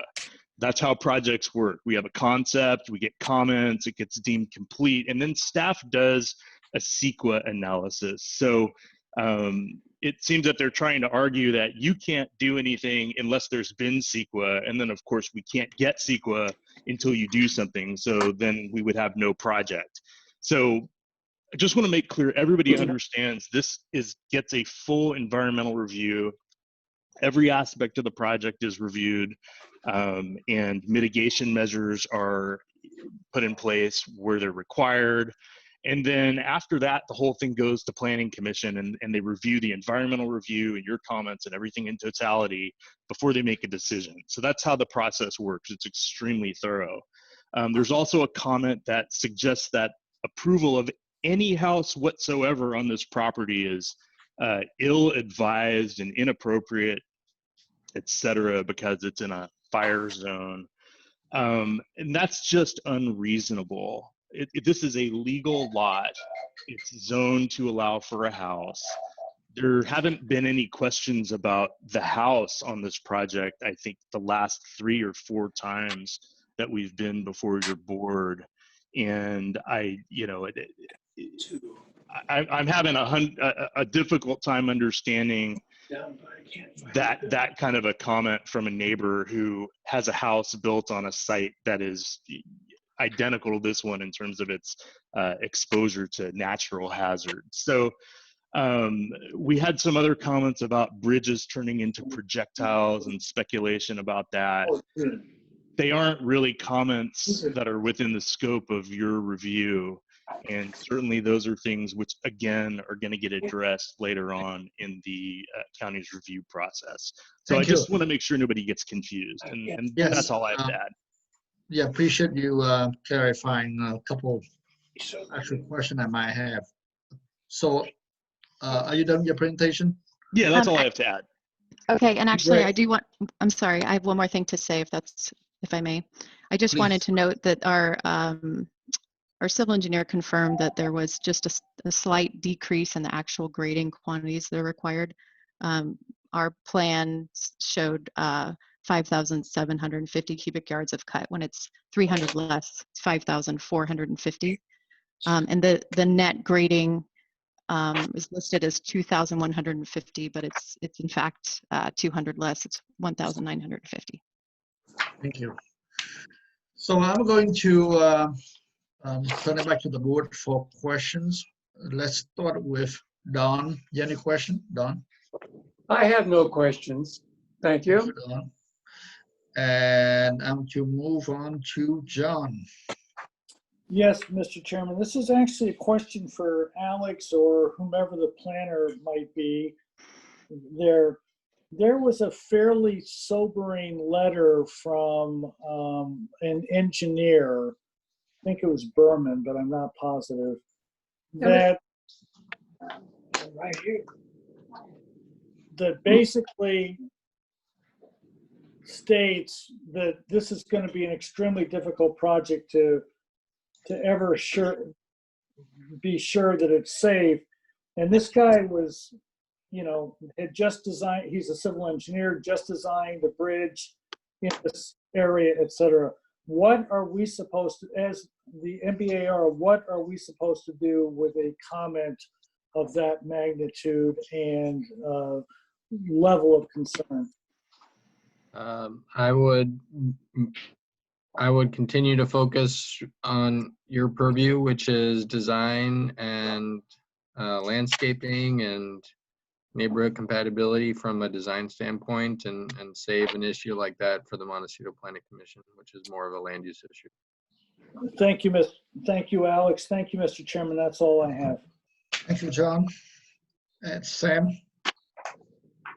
Yeah, so I had a couple questions about the amount of export, and I think you tried to clarify that you were minimizing those numbers by a few hundred cubic yards. With these fire department changes, you've reduced the amount of grading? Is that what I'm understanding? That's a question. It looks like you're expanding turnouts and expanding and flipping hammerheads. I'm trying to understand how you're reducing it when you're expanding the roadway and pushing to and from in and out of the cut and fill areas. Sure. I think I can answer to that, but I also have Jason Gottsitz of Ashley and Vance here as well.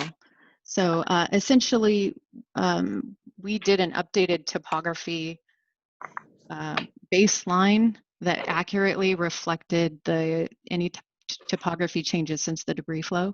So essentially, part of it was fine tuning our plans in terms of being more accurate. And then, I mean, I think that pretty much makes up for all of them. So you just have more accurate starting information and therefore more accurate calculations now. I get that. So tell me the height of the new walls for all these different fire department modifications. Is the maximum height 8 to 10? My understanding that some of the walls went down from higher heights to, or what are your maximum height walls at this point with your new changes?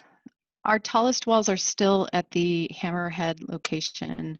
If you go back one slide, please. Thank you. So the hammerhead over here on the right-hand side, we still have, that's the area where we still just have the tallest walls.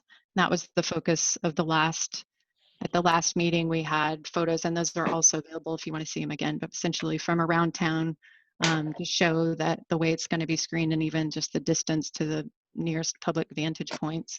You're not going to see those. Are those taller walls cut into the hill, or are they fill on the downhill They are side? fill on the downhill side. On the downhill side, okay. So the other question is that flipped hammerhead that now exposes, I guess on the last sheet, is that on the uphill side or the downhill side of the roadway? On the uphill side, but it's going to be kind of tucked back. No. So the walls get taller when you tuck it back? I can actually speak to that one. That reverse hammerhead was, if you look at the before slide on the upper left there, and you can see that it sort of flattens out where that hammerhead's located. And so we cited that hammerhead to follow this flatter area that exists. And the hammerhead has some additional walls around it, but those walls are like, there's sort of a second layer in from the road. There's the road, and then there's these two. Okay, no, that helps me to understand that it's flatter. I just was imagining a taller condition because of the amount of space that is encountering addition to from the original. But that really helps me understand that it's more in a flat area where that's happening, and it's not as extreme as it seems like it could be. Those are all the questions I have, Mr. Chair. Thank you. Dave? One other question is, are there landscape proposals for these conditions yet, or are they just civil engineering? Yes, we updated our landscape plans associated with these civil changes, and those are available if you'd like to review them. I'd like to brief those, yeah. Okay. Which sheet are they? It would be the revised driveway landscape plans, like 2 down. Revised driveway landscape plans. And Lane Goodkind is here as well, if you have any questions. Is this the right one? Yes. Okay. So this just shows you the overall. I think it'd be helpful if Lane presented what you all are proposing from a landscape perspective.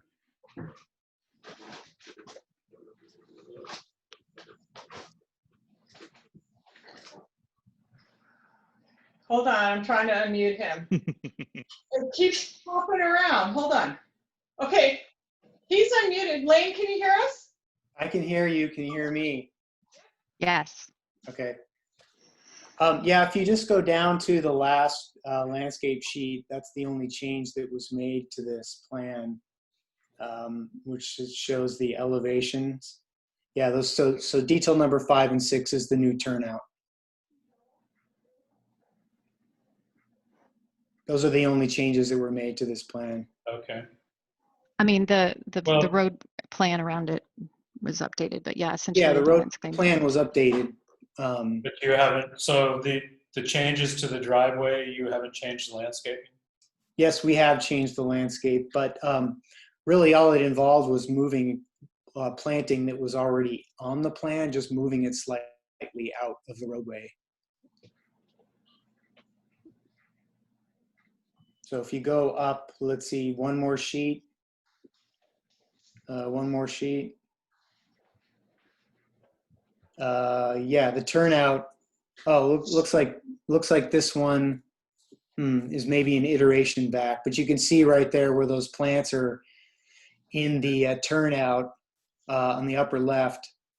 Those have been moved out below the wall, below the retaining wall. This looks like it's an iteration from a few days ago. Actually, Or no. the turnout is shown in there, and your plants are. It That's looks what like I'm. yeah, it That's looks like what the I mean. plants didn't get nudged, but the plants turnout's there. This is a previous iteration. So if you look at the elevation, these are those same plants. Go back down to L1.5.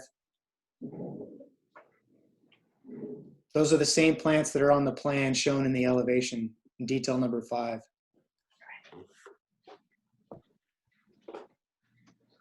So quick question, Tip, I'm back on Sam. I just wanted to understand the feathering or the aspect of kind of making the new landscape fit in to the overall kind of chaparral up there. Did you study that comment?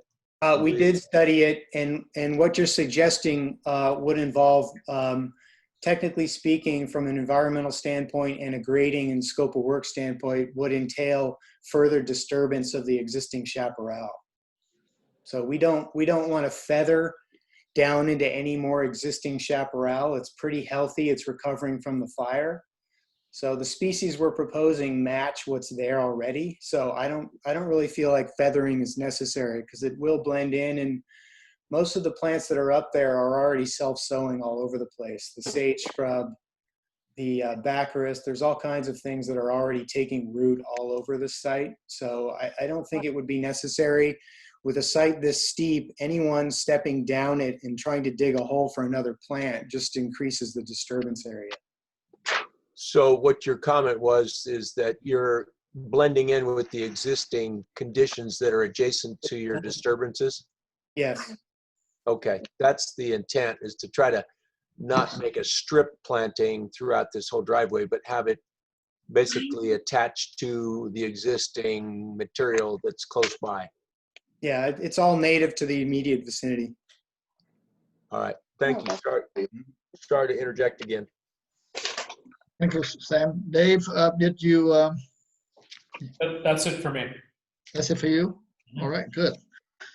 So Sharon, I'm going to open public comments for item number 4, 1017 Hot Spring. I see that we have several letters. And we have several people. Okay, so So Tip, I'm going to start at the top, and it's Mr. Burgess, and he's the one who wrote a letter. So I'm going to unmute him, or he is unmuted. Mr. Burgess, are you available? I'm available. Thank you. yes, okay, before we start the process, if you can limit your comment to 2 minutes or less, we would greatly appreciate it. I'll do my best. Thank you. I'm the one that wrote the letter, and we have just finished a design of a bridge downstream of the bridge that's proposed. The channel on Hot Springs Creek is pretty steep. It's pretty rocky. And when water comes down that thing, as you guys saw after the Thomas fire, it comes with a big rush, and boulders and all kinds of things come with it. In spite of the best efforts that engineers and construction people can make, there was one minute there was a bridge there, and the next minute it was gone, and we never found the beams.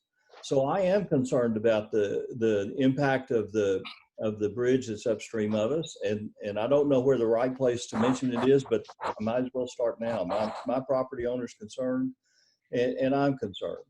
And if we do anything in that channel, and I noticed from what I was able to see in the grading plans that were presented here, it looks like somebody's trying to do some improvements in that channel. And that really concerns me. If we try to do anything to speed up the velocities in that channel, we've got a tremendous amount of energy that we have to dissipate somewhere. And so that's a concern. The other thing that I mentioned when the bridges are like that go out, when water touches the bottom of the bridge, it typically takes out the superstructure. And that becomes something that can wreak damage all the way down the mountainside. The other thing that I want to talk about is what we found in the geology out there. Since we've investigated on our property and looked like the rock, the same sort of a geological structure exists on up the hill. And it's not the rock up there is not laid in nice, comfortable beds. It seems to say there. It's in big cobbles. And when those things get jarred loose, they can go in a lot of different directions, and they kind of develop a mind of their own. Sometimes we got to be really careful when we do to disturb a hillside that's stable. And when those things come loose, even with our best plan, we can't control them.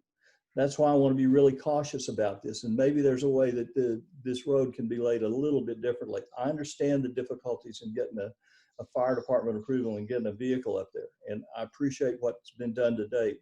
However, I would sure like to see what we could do to keep this road away from the creek as much as possible to get this to work. It's a risky project, and I want to emphasize that. That's what it is. Thank you. Thank you, Mr. Burgess, for your comments. Sharon? Yes, the next person I believe is Eva. Eva? Yes, hi. Hi. Can you hear Yes, hi. Yes, can you hear me? Yes, we can hear you. Yes, yeah, fine. So my name is Eva Hermes. We're the owners of 995 Hot Springs Road, so the most immediate neighbors along with the Harrises, on whose behalf Mr. Burgess spoke. We've been living here since 2008. We have 2 children.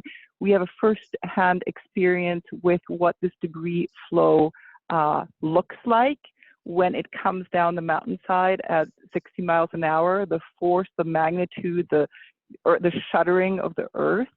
And I think that this is, conceptually, we're looking at something right now, thinking that we can build and, cut 5,000-6,000, bring in 5,000-6,000 cubic feet, take it out, that we can somehow mitigate, as Mr. Burgess, pointed out, what that means when it hits a bridge that is 100 feet long, that steel, what it does on the way down the mountainside.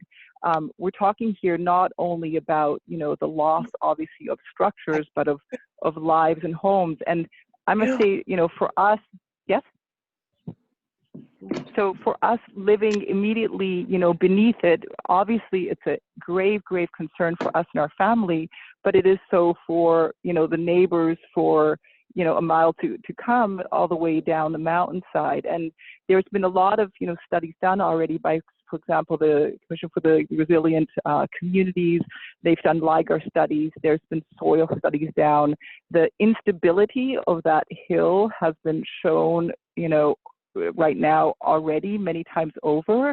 However, what I think needs to be done, and we would like to kind of request the board, is I think we need a real peer review done, not only from a civil engineering, but also from an environmental side on the actual possibility of, creating the kind of immense structures that are being imagined here. And just on landscaping and design, because I know that's what you're concerned about, I just want to say, to the point of removing, 10 live sycamores and oak, and then quote unquote mitigating, 36 others.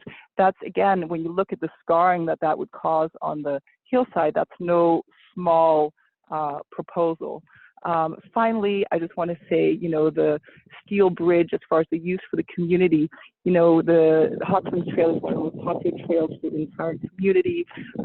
Traditionally, when we rebuilt, and we had to completely rebuild our driveway, about 800 linear feet, which was completely washed out. I should mention that at the beginning. So 2/3 of that, we had mud all the way up to, if anyone's been to our property, up to, we have 2 sets of gate posts, and the mud that you can still see today went all the way up to those gate posts. So that canyon widened to a good, 80 yards as this was coming down the hillside. And so again, I guess my last point was that, when we reconstructed, we made a point, we worked together with the with the Montecito Association, Trail Association. We were in touch with them to ensure that when we did this at our own whole expense, rebuilt our road and our access, that we also rebuilt a separate natural trail that could be enjoyed by the public as it was previously. And you know, this is something that I see completely missing from these plans and from the design altogether. So beyond, you know, I understand that, you know, the risk, the engineering, all of that, you know, there's a lot of also conceptual design issues that I feel would need to be addressed in order to, you know, preserve the integrity of both the safety and the beauty of our entire community. Thank you. Thank you for your comments. I have to see if Thank you very much. Yes. Clay, We have a next one. Clay. Yeah, I'm part of the applicant team. Oh, okay, thanks. I'm just going down. Thanks, Sharon. Thank you. Sharon, anyone else? Yeah, we have a few. Hold on. Mr. Macy's?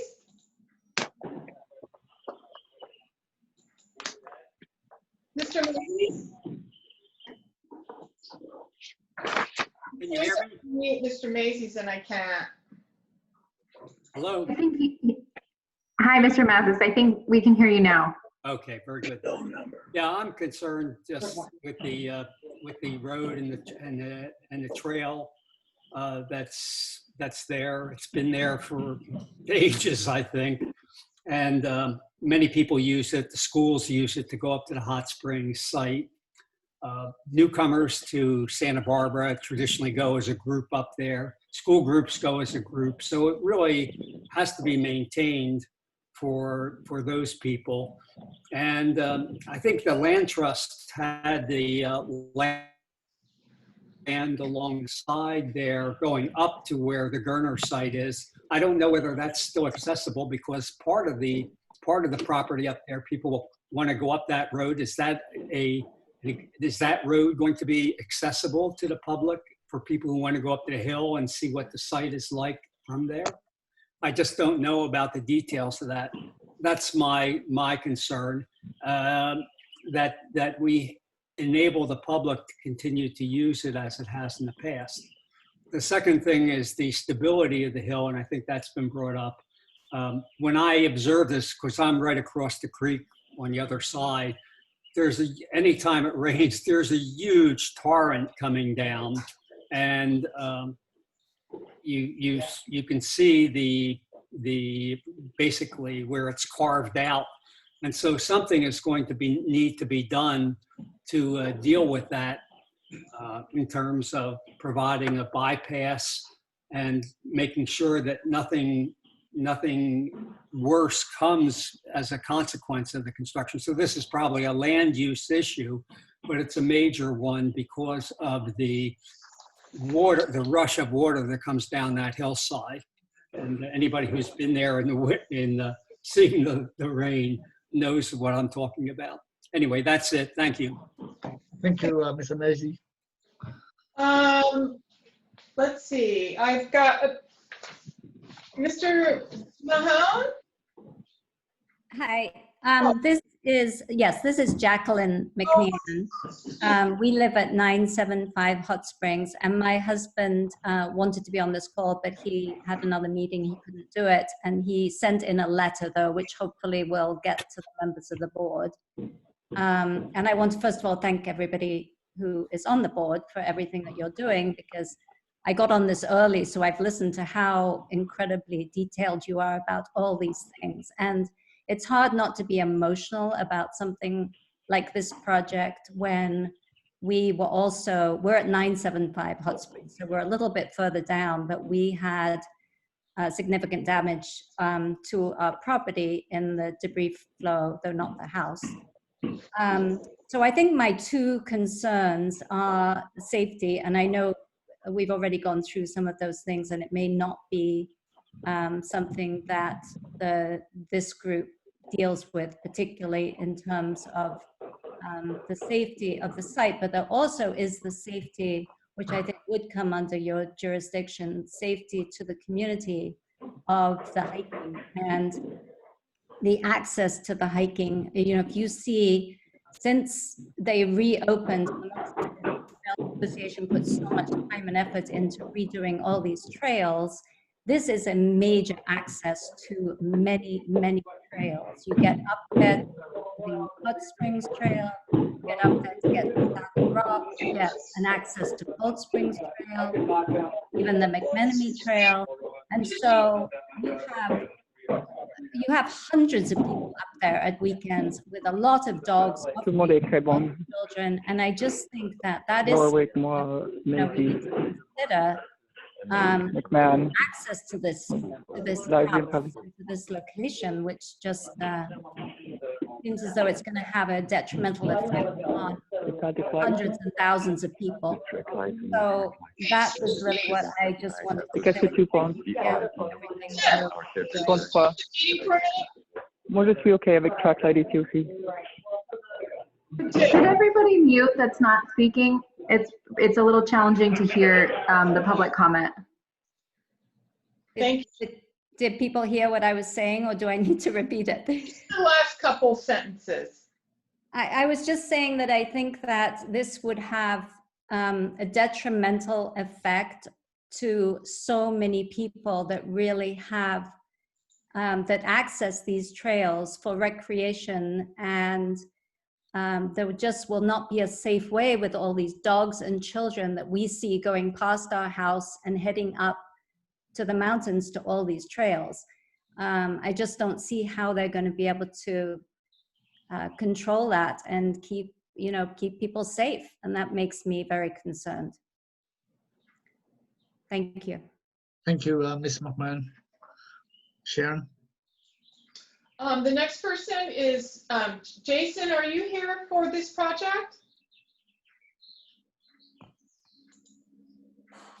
Jason? If it's Jason Gatzis, he's on our design team. He's part of our team. He wouldn't have comments unless we had asked questions for him. Thank you. Mark? He's with us too. Okay. How about Jessica Harlan? I am waiting for Jackson. Okay. Mary Nelson? Mary? Can you hear me? I can. Are you here for the project? I'm not here for this project. I actually joined late and wanted to see if we might be able to revisit 710 Picacho Lane. Let's get back to you. Hang on, okay? Very much. Yes. Okay. Sharon? Yes. So can we close public comments? Yes, we can. I believe we've gotten everybody and we've addressed the letters. Sharon, Mark Warwick's raising his hand. Okay, I just asked him. We got him confused with Mark Gerner, our client, who was also on the line. Yeah. Hi, Mark. Can you? So who's online? Hold on. Lower hand.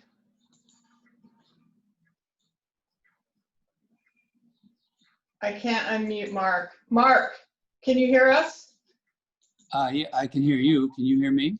I can, thank you. Yes. You have the floor. Okay, thank you. Sorry.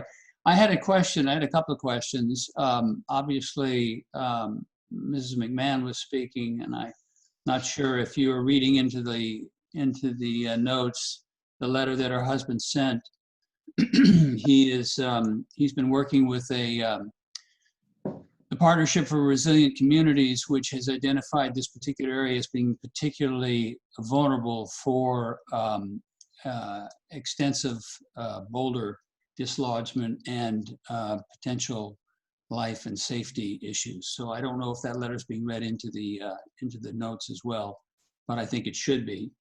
I had a question also in relationship to what was being presented. I'm looking at the 2024-24 revised driveway wall exhibit C2 plan. And I was wondering if the wall height distribution across the entire site is currently what is projected, because it seems to be different than what was being indicated by, I believe, one of the representatives for the project. In other words, what I'm looking at in the wall height distribution on that particular sheet shows about 38% of the wall heights of these retaining walls are going to be between 4 and maybe 14, 16 feet, which is quite a bit more than 20 that I think was indicated. So I'm asking if these plans are up to date or not for presentation. Can someone from You the want- applicant side? Sure. So address? essentially, yeah, what I had stated, and we can open up the wall exhibit if you would like. It's called if you can, it is called just above that. It says revised driveway wall exhibit, just above the blue line right there. Okay, so if you kind of zoom into this legend over here on the right-hand side. This right here? Yeah, if you could zoom in on that. What is the date on that plan?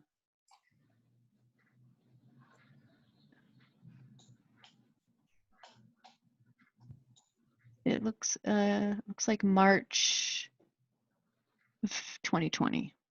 Okay, because I'm looking at one that's April 23rd. Yeah, that's what This one's April 23rd. Okay, yeah, April 23rd. Sorry, I couldn't read it. That's Okay, so what I was saying here is that you could see the majority of the walls that we have that were, you know, overall, because we have this color coding to help us kind of distinguish where our tallest walls are.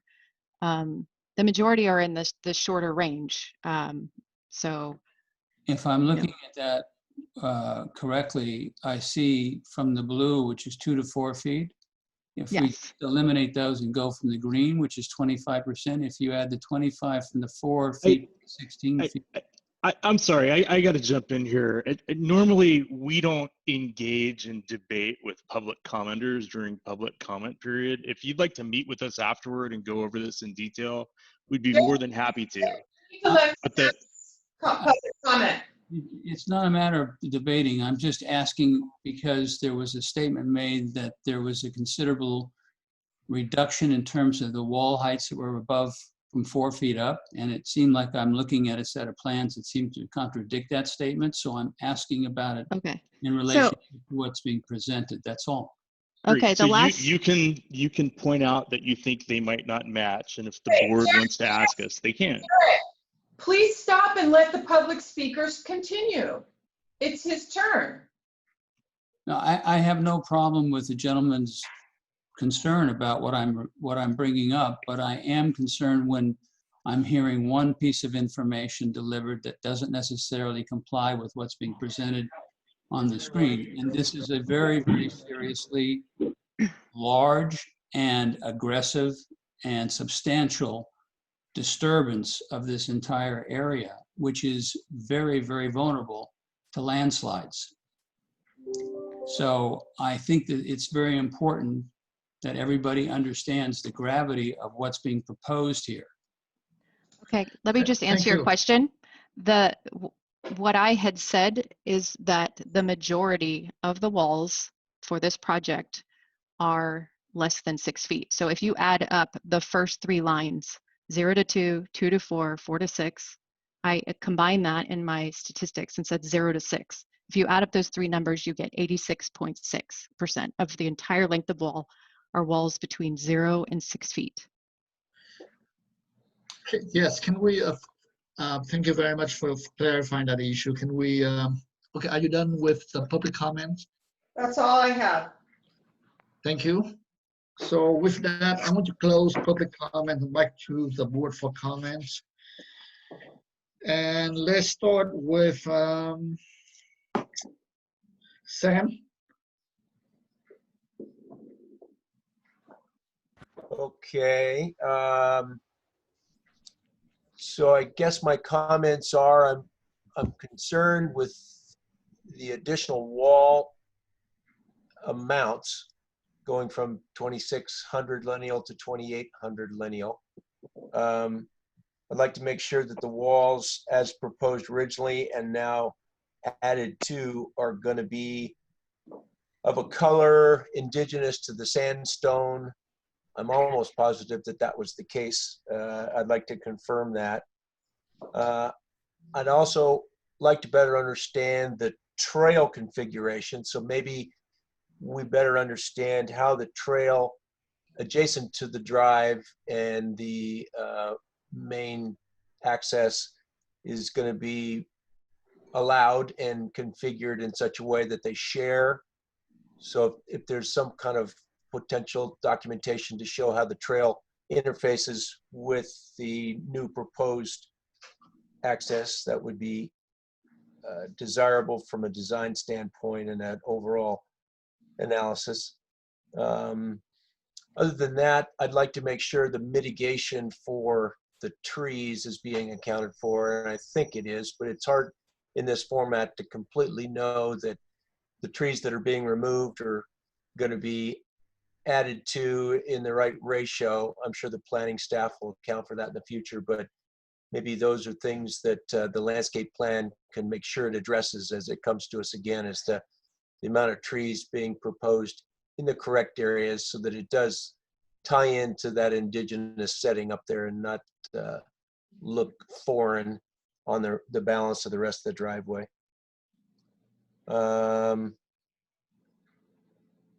The actual grading amounts are large, but I realize it's for the access. I think the access is something that is necessary. I'm just trying to imagine the design being as quiet and inconspicuous and safe as possible. And I'd like to continue to move it that way, the best way we can as a board. So that's my comment. Thank you, Sam. John? Thank you, Mr. Chairman. I think a significant portion of this meeting today has been addressing land use issues which are really beyond the scope of our board. There are other avenues, working directly with the planner on the land use permit and with the planning commission with their detailed review, which I am sure it will get knowing this planning commission. So I would like to restrict my comments to whether or not I believe this plan over the maybe 5 years at the least time to 10 to 12, 15 years is going to integrate back into the hillside so that it looks as though it has always belonged there, given that it's a driveway and it's foreign and all that.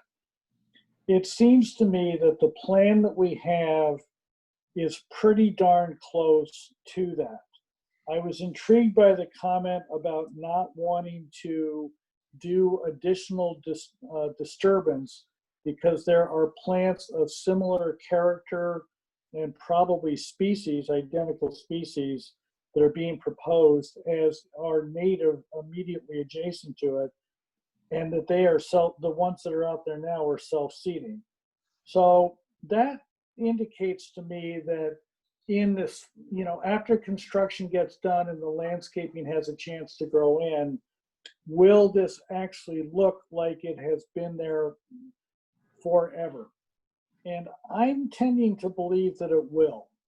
And so for that reason, I think we may be wanting to move this along. Now, having said that, I think that there is an issue with the hiking path which was not clearly described in today's meeting. And when I was out there on the site walk, I don't know, a year ago now, a year and a half ago, whatever, it seemed like a significant portion of that was going to be on the roadway as opposed to next to the roadway because of the legal issues of where do people have easements and where people, can you walk on adjoining properties and things like that. So I would love to have that more clearly delineated. I know portions of this hike coming up from East Mountain Drive already walk across asphalt driveways. And while I consider it unfortunate that that has to continue to happen here, because the idea is to be able to hike out in the woods as opposed to along or on a road. I don't know that it's uncharacteristic for this neighborhood, or in particular this hike. And I don't know if there's a way to get people off of the roadway. I personally would prefer that as both a hiker and as a reviewer. So, and the last comment that wasn't really addressed directly in either the presentation or the spoken public comment today, but was in at least one of the letters, was the number of truck trips. Now, in and of itself, truck trips are not part of our purview, but it does go to grading and how the grading is done. And I would want to know absolutely that there's no possibility of reducing truck trips, because I think it was represented 500 truck trips are going to go through this. And that is not to mention concrete, not to mention construction workers, but that's just truck trips. So for soil. So I would like to have that issue really fleshed out to see whether or not it can somehow be integrated here. Now, it probably can't, but I would like that verified. Having said all that, I think we have explored this from a landscaping point of view, which I think is what our board is primarily for. I don't believe that the applicants are needlessly scarring the hillside. I think they're being forced into things. And the question in my mind really comes down, do we as a community have the right to eliminate 100% of the use, in other words, taking, because of these issues that have come up? Or if we're not going to take the property, we, the community, are not going to take the property, is this as good as it can get?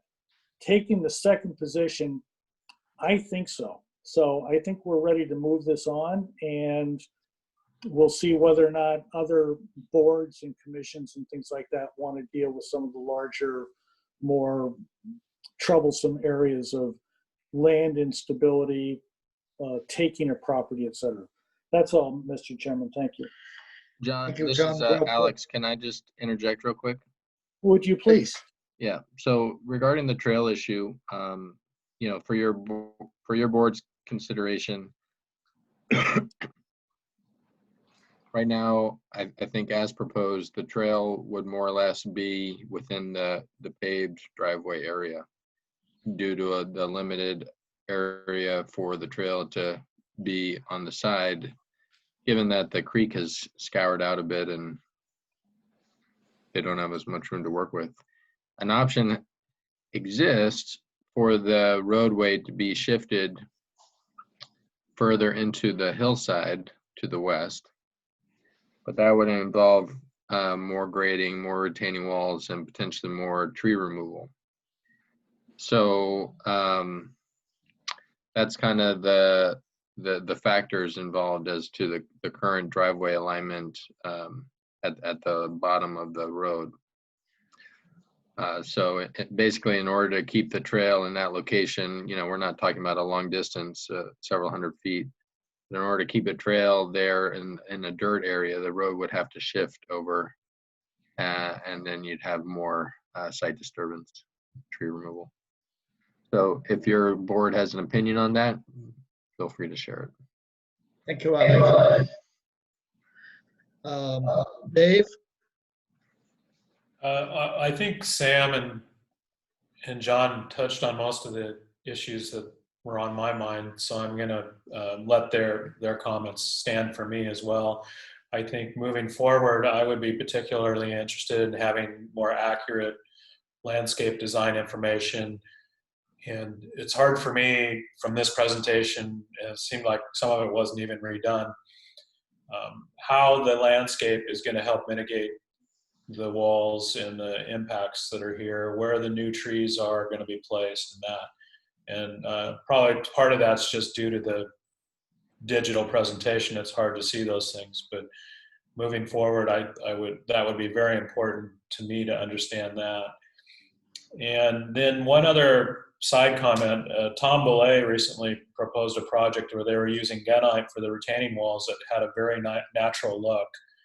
And I would just ask that the applicants consider that and see if it might be an option for this project, because I was really impressed with the look that they were able to achieve with that. I don't know, and it seems like most of the walls, as you noted, are less than 6 feet. So I would ask that you look into that to see if it's an option.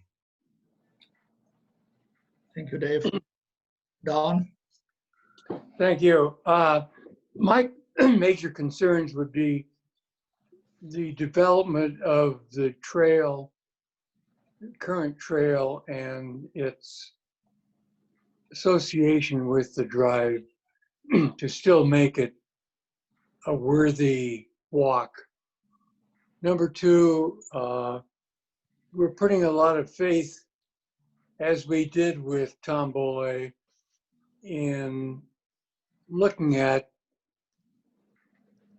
a very difficult situation on a tiny iPad screen and trying to make a decision. So I'm comfortable with what I hear, and we'll look to county staff also to take a look at this and provide answers along the way.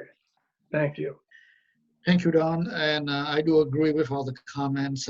It's definitely a difficult site, and I'm extremely concerned with the amount of grading, number of trucks, and the disturbance to the hillside.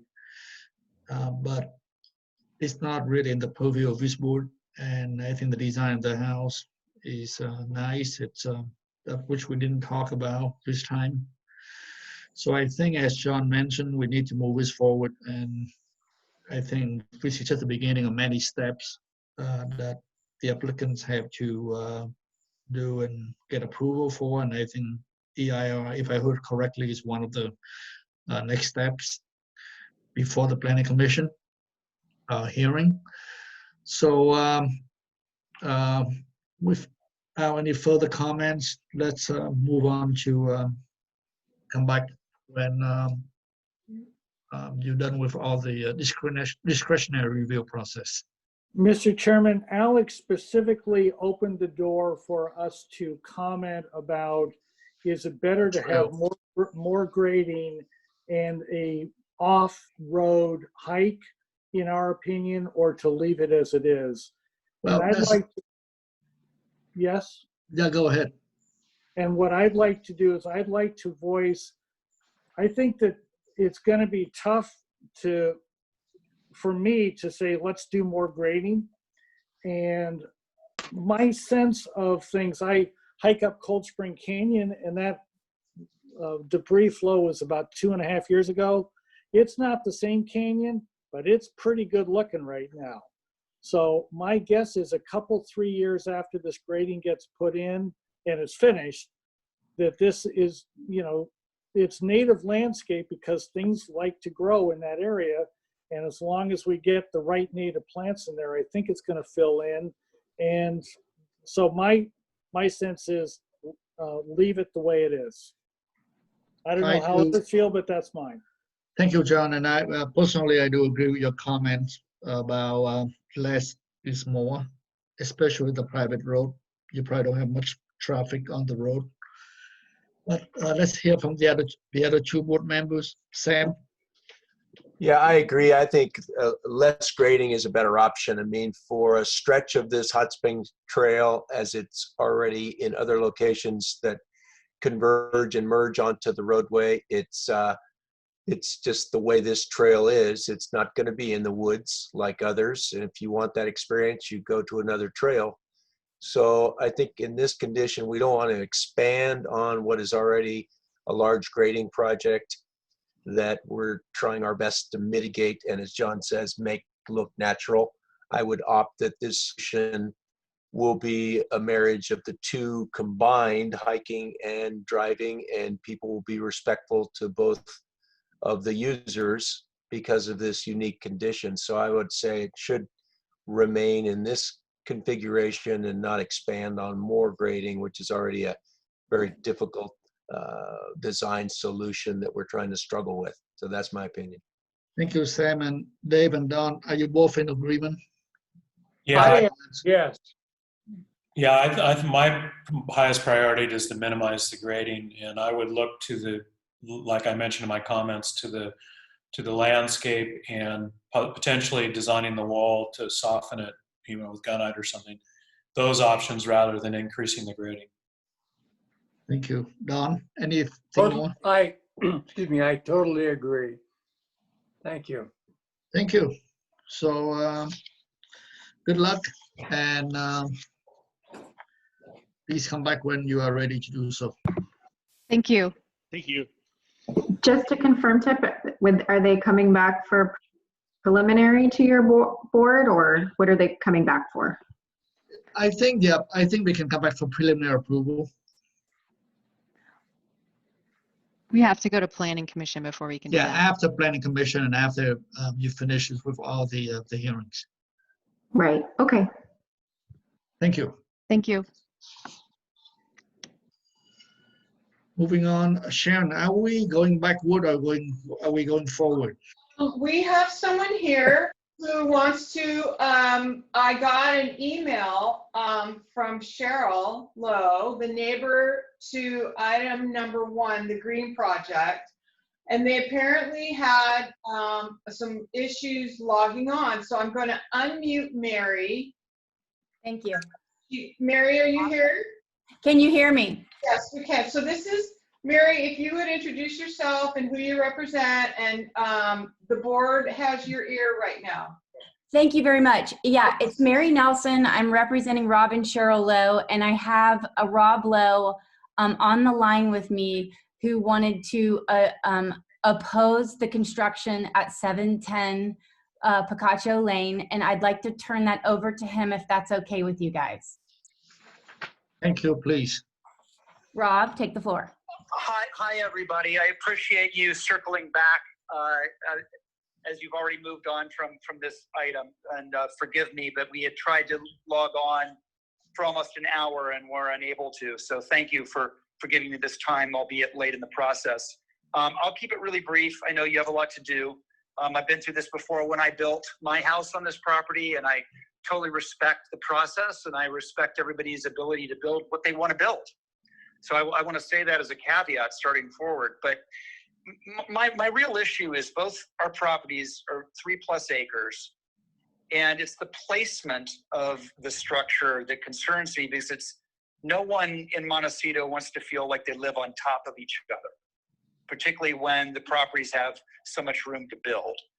And I'm concerned about the fire hazard of building buildings close together when they don't have to be close together, particularly a building that's going to house exotic cars. If I lived through that fire here, if something went wrong and that new building is proposed, it would be on my structure in no time. I'm also concerned about it looking directly up into my bedroom window. It was my understanding there was going to be a site review because the board had at least initial concerns about some of the same things. I'd like to ask the board if there was a site review, and if so, what were the thoughts? I also would have liked to have seen site polls so we really know what we're talking about. That's not happened. That I would request that. I know that that's certainly something I've had to do every time I've built in Montecito when there's been any concern or question from the neighbors. I would, because I do believe it's going to look directly into my bedroom. I'm pretty sure. I believe earlier, as they were making their case, there was some talk about the landscaping as it exists now would screen it out. I don't believe that is true. And it's certainly not something I don't believe we should be guessing about or taking a chance on, because it really does affect what the semi-rural nature of Montecito is. You don't look out and see a structure looming over your property when the property is 5 acres, how many acres big, and you could kind of put it in different places. The other thing that I wanted the board to be aware of is, my son is a class 5 asthmatic. And again, having the dust of sawdust, construction, dirt and dust, I believe that my neighbor should be able to build really almost whatever he wants to build. It's the proximity. And that will be immediately into our living areas. It is right on our property line. And then the final objection I have is the noise issues. It's exotic cars, we know that. Our neighbor revs them a lot, which is great. He's entitled to do it, but it's now moving closer and closer to us. Again, I would just urge the board to reconsider the vote with this new input from the most affected neighbor. Thank you, Mr. Lowe. And Sharon, can we make some comments on this? Well, you can, I'd have to ask Alex. Alex, do we want to reopen this? Well, first of all, if the you can respond to the comment. It's fine. Yeah. Thank you, Alex. So, by the way, we did have a site visit today, and it was a public site visit, and some of us did go up and take a look at the location, the new garage, and based on my personal observation, when I went up and looked at the site, I can hardly see anything because the existing hedge, I think, is one of the tallest I ever seen. And so, and I also believe that, which I can confirm, that you also have a garage right next door to the currently proposed garage that we can't even see it from the side of the applicant. And I'm not sure if it's correct or not.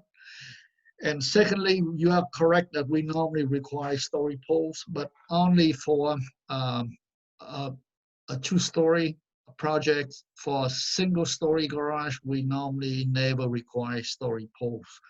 So we did take the consideration of your letter into our decision today, and we also went to a site visit, and we have seen, and we truly believe that the new garage cannot be seen anywhere from your property due to the height, the location, especially your house is completely based on the site plan is at least, I would say, probably 70 or 80 feet away from the proposed garage. And also the proposed garage is within the existing motor court, where the applicant has 2 existing garages already and sharing the same motor court. And those are the considerations that we look at when we made our decision today. Any other board members want to add something? Could I just quickly jump in? I'm so sorry, and thank you for sharing that. I guess the reason that story polls are always a good thing, or when people agree to disagree, there's no denying a story poll. I disagree with you. I think you absolutely, at least possibly, could see this through the hedge. But if we put up a story poll, there would be no denying it. Either you would be right or I would be right. And my question would be, you just said that it's usually a consideration to do. We know there's a conflict here. Why wouldn't we put up a story poll? John, are you online? John? Yes, I am. I had it muted though, Mr. Chairman. Yes, I believe that you were also on site. I was. And you want to add any comment to what I just said? My sense, first of all, I'm the only person that voted against it. And it was a close call for me. I don't think you're going to be able to see the structure. Now, I could be wrong about that. You may get a small glimmer of it under the exact perfect light conditions, but that hedge is not only tall, but it's fairly thick. And I believe you have some of that hedge on your property, which you control. But, mine was more of a philosophical disagreement with the applicant about breaking into a rear yard setback, not the side yard setback, which is what you have. Or I guess it's technically a side yard for going to the north, but I don't think you're going to see it. My sense was from your letter of, I don't know, 2 weeks ago or whenever it was, that the real bottom line issue is going to be about noise. I don't think it's going to be about visual. And I voted against it because I feel on a 3.6 something acre property, there could and maybe should be another location that could be found for it. But other members of the board disagreed with my position, which of course, that's why it's a board and not a dictatorship. And, that's how we came down with it. And of course, you have the right to appeal it within 10, I believe it's calendar days, if you believe we made a mistake in that vote. Was there any stipulation put on the project for approval of the neighbor's responsibility to screen out new construction? I just, again, know that every time I've built anything in Montecito, it's been incumbent upon me to screen it out if there was an issue. Has there been any, was that addressed in any way, or is it supposed to be up to us to screen out what they're building?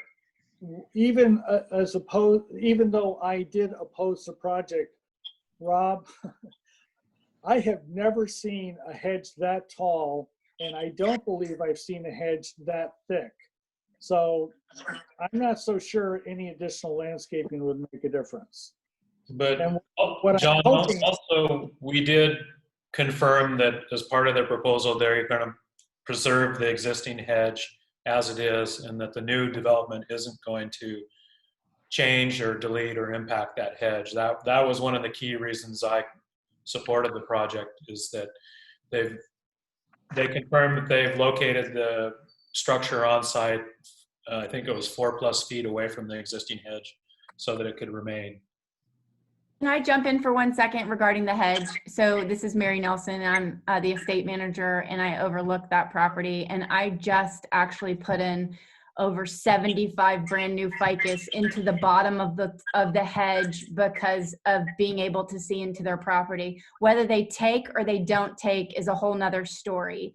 Additionally, I walked behind the service garage yesterday to look at the fence, to look at the coverage that we have on it. It had fallen down.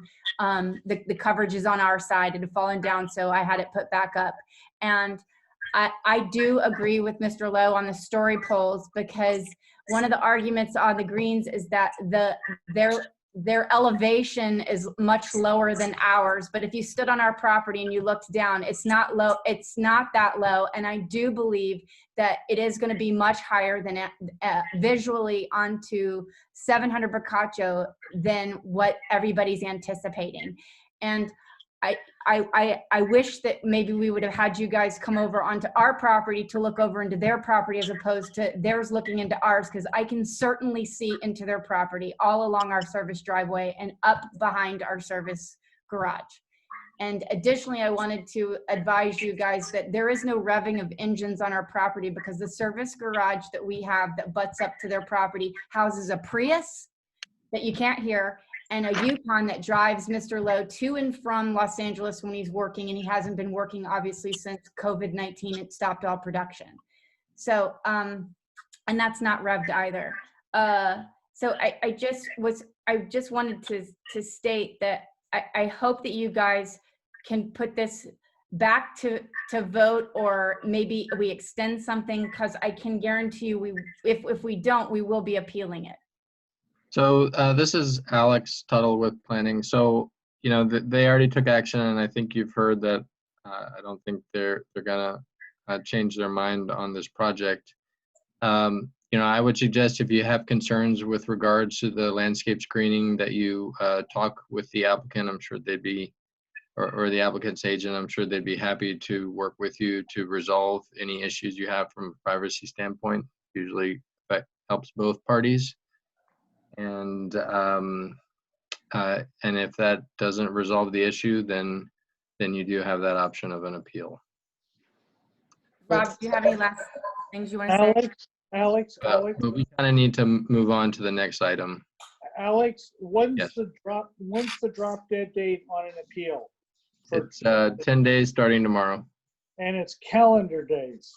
Calendar days unless it falls on a weekend, in which case it goes to the next Monday. Okay, very good. Thank you, Alex. Thank you for the board's. Thank you for the board's time. Thank you very much. Thank you. Thank you. I'll call you. So let's move on to item number 5.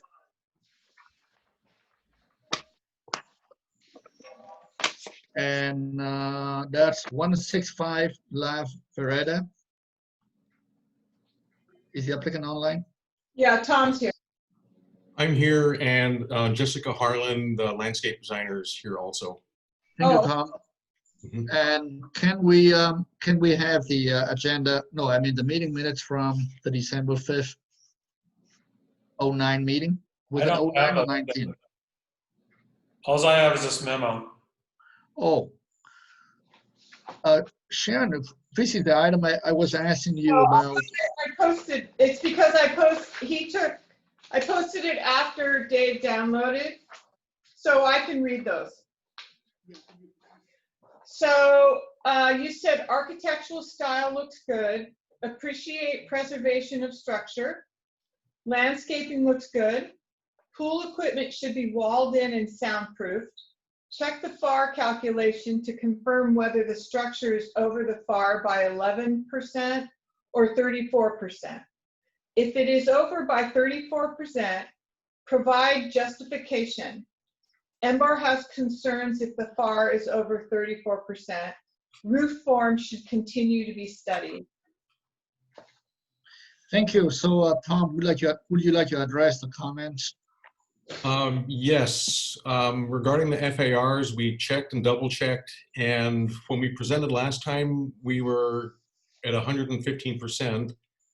And since then, we've removed, we proposed before adding an extension of the second floor made by maybe 12 feet in the right rear corner of the house and the left rear corner of the house. And since then, we've removed the extension on the left rear corner of the house. So we're only proposing to add on the right rear corner of the house. So we're at about 108%, including the garage, storage building, pool cabana, and house. And the house itself is, I think, 88% with the addition, or 85% before. Regarding the pool equipment, we've moved the pool cabana away from the existing property line, and we're well under the required noise limit with the extra addition. So we're proposing screening with landscaping, but not adding more walls, which would block view. And the neighbors to the east are, their house is maybe 50, 60 feet away, and they have landscaping in between the two, so noise didn't seem to be an issue. Yeah. Anything else?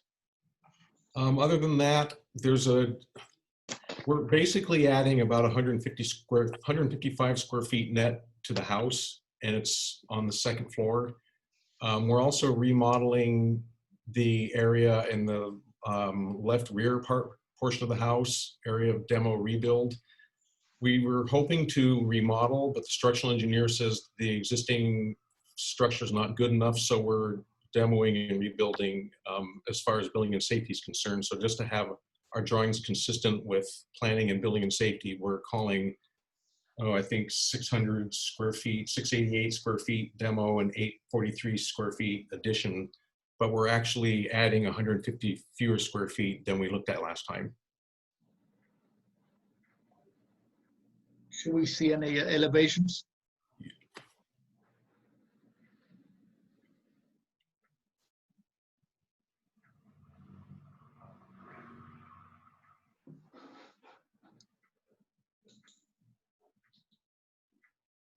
So above is existing and below is proposed. So the front of the house is really hardly changing at all. You can see in the proposed south elevation, the addition on the right side. And just to the right, proposed east elevation, you can see the proposed addition there. And to the right of that, we're changing the rabbit's warren of servants' rooms into a family room. And that's what's on the right, and it's in the rear of the house. What's up? And this is above is before for the rear of the house, and below is the after. On the right, same idea. Above is before, below is after. Next, if you like. This is the pool cabana. It's the same as before. Maybe a little more detailed, but the same idea. It's 560 square feet, I think. Next. Building sections, details. Basically, we're matching existing. Thick stucco walls. Yeah, and here's the landscape plan. Yeah, the landscape hasn't really changed since you guys saw it last. Same plant palette, same use of hardscape. We're using a reclaimed kind of brick and a herringbones pattern to kind of go with the. Can you speak up, Jessica? Oh yeah. Hello? Am I muted? No, we hear you. We can hear you. Okay. So the landscape really hasn't changed since you saw it last. The palette's exactly the same with just with slight adjustments to the layout of the pool cabana, shifting over to accommodate that pool equipment. We're utilizing a reclaimed brick for the patio to kind of keep with the era of the house, and then just a nice kind of classic palette with, in the shadier locations, hydrangea and a more woodland aesthetic, and then in and around the courtyard, Olia Europea, the little ollie with lavender and Pisform golf balls, so kind of garden orbs, I guess, textures of green, but it's 99% the same as the last time you saw it. Good. Are you done with your presentation? Yes. Thank you. Back to the board for questions. Start with Sam. Yeah, the plan looks good. I am asking a question only about the plant material. It's too hard to tell in this small format. What's the plant that's screening the pool equipment towards the neighbor? There's actually a current hedge that they've installed. It's an existing ficus hedge that they've actually put in in conjunction with the neighbor to date. Okay, so that exists now, and the plant material towards the pool equipment is just infill ground cover, but not screening. Really.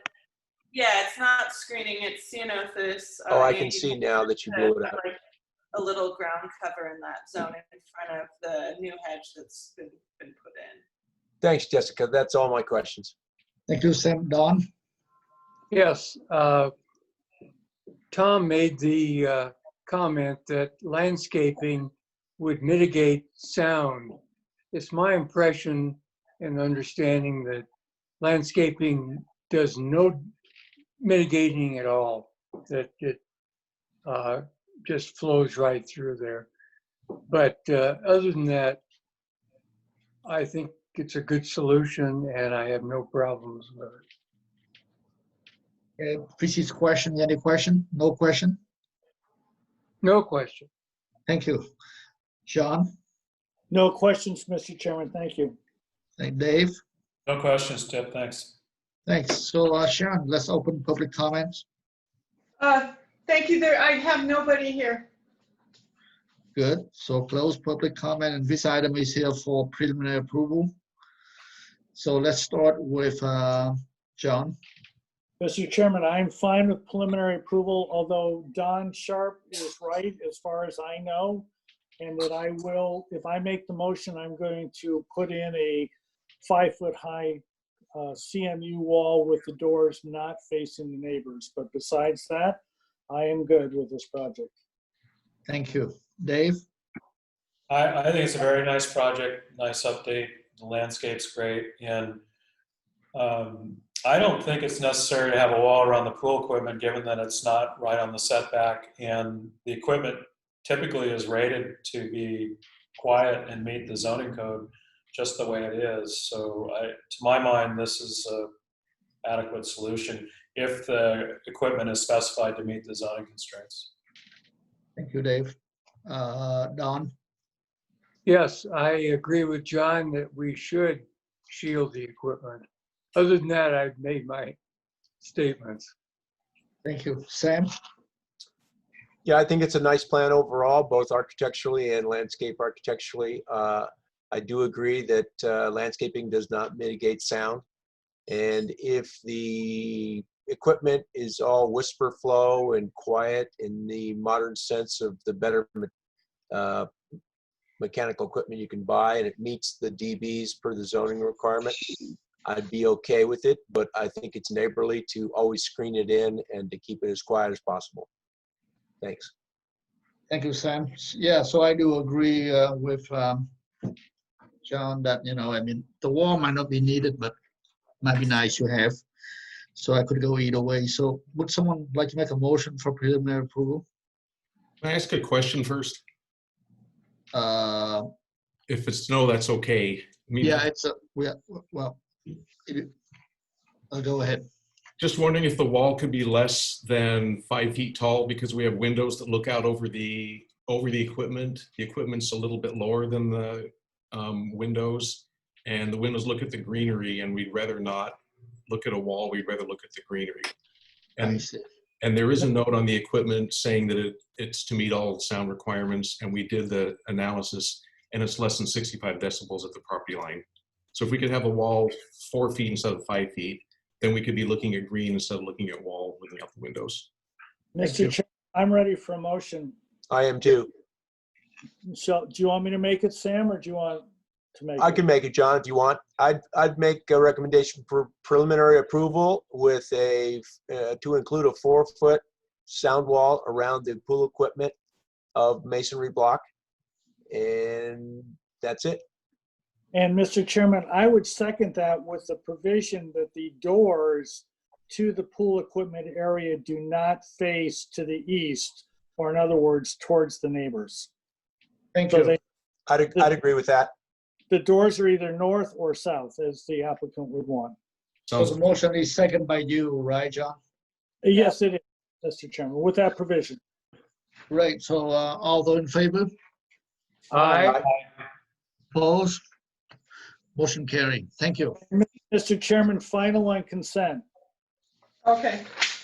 Yes, final on consent. Agreed.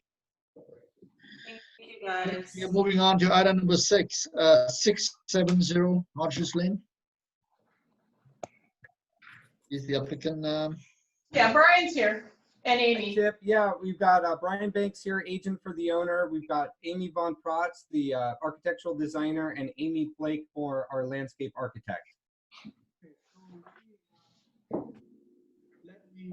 Okay, this item was heard last on May 14, 20, and it's here for preliminary/final approval of an addition and remodel to an existing 2-story residence. Number 1 was nice improvement over prior design. Number 2, oh wait, what I'm reading here. Oh, I'm sorry, May 14. Nice project. Number 2, appreciate changes in response to prior comments. The current proposal represents an entirely new design, so prior comments no longer relevant. Provide inspirational photos to show details for design. Provide conceptual landscape plan with existing landscaping to remain and propose updated to existing landscape.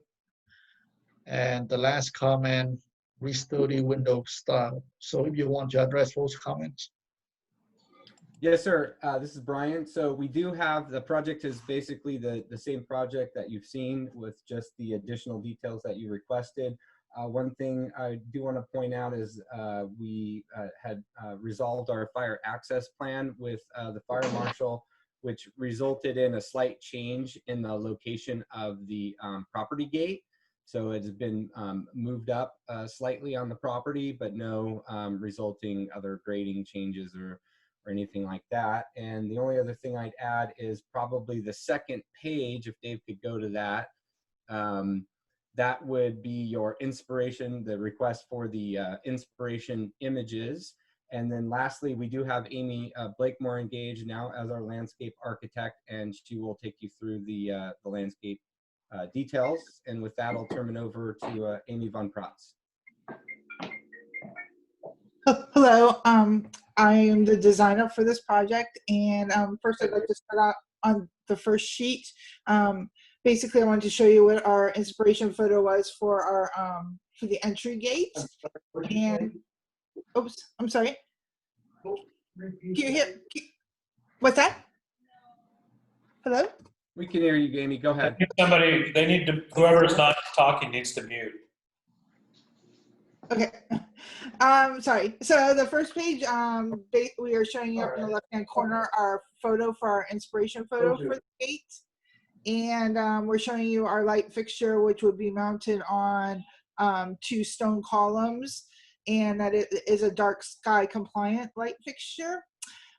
Pretty simple. And if you see the next to the right of the light fixture, there are the stones, and to the left of the stones, there's a dark strip that would be the color of the gate. So I think that pretty much covers that. The next page is our, you asked us in our last time here to show you some inspiration photos for the project. Starting with the top left, there's our chimney cap, and to the right, again, we use the same stone that we're using on the entry posts. To the right is the color of the shingle, and to the right of that is the color of the trim. And if you go down a little south of that, you'll see an inspiration photo for the entry, which would be a kind of elliptical on top and 4 small columns in the front with the hanging pendant light fixture. And to the left of that, to the left and the right of the entry, we're proposing 2 leaded windows, and I've showed you that, an inspiration photo of that also. And then going to the left, the carport would be a vaulted carport with 2 elliptical 2 ellipses, 1 on each side, and we were trying to mimic what was going on in the front entry, and we'll show you the backside elevation. We've also added an ellipse-shaped window also. The light fixture would be dark sky compliant, and I showed the locations of all of those. And then finally moving down, for the guard railing at the second level, we're adding, showing you an inspiration photo of that.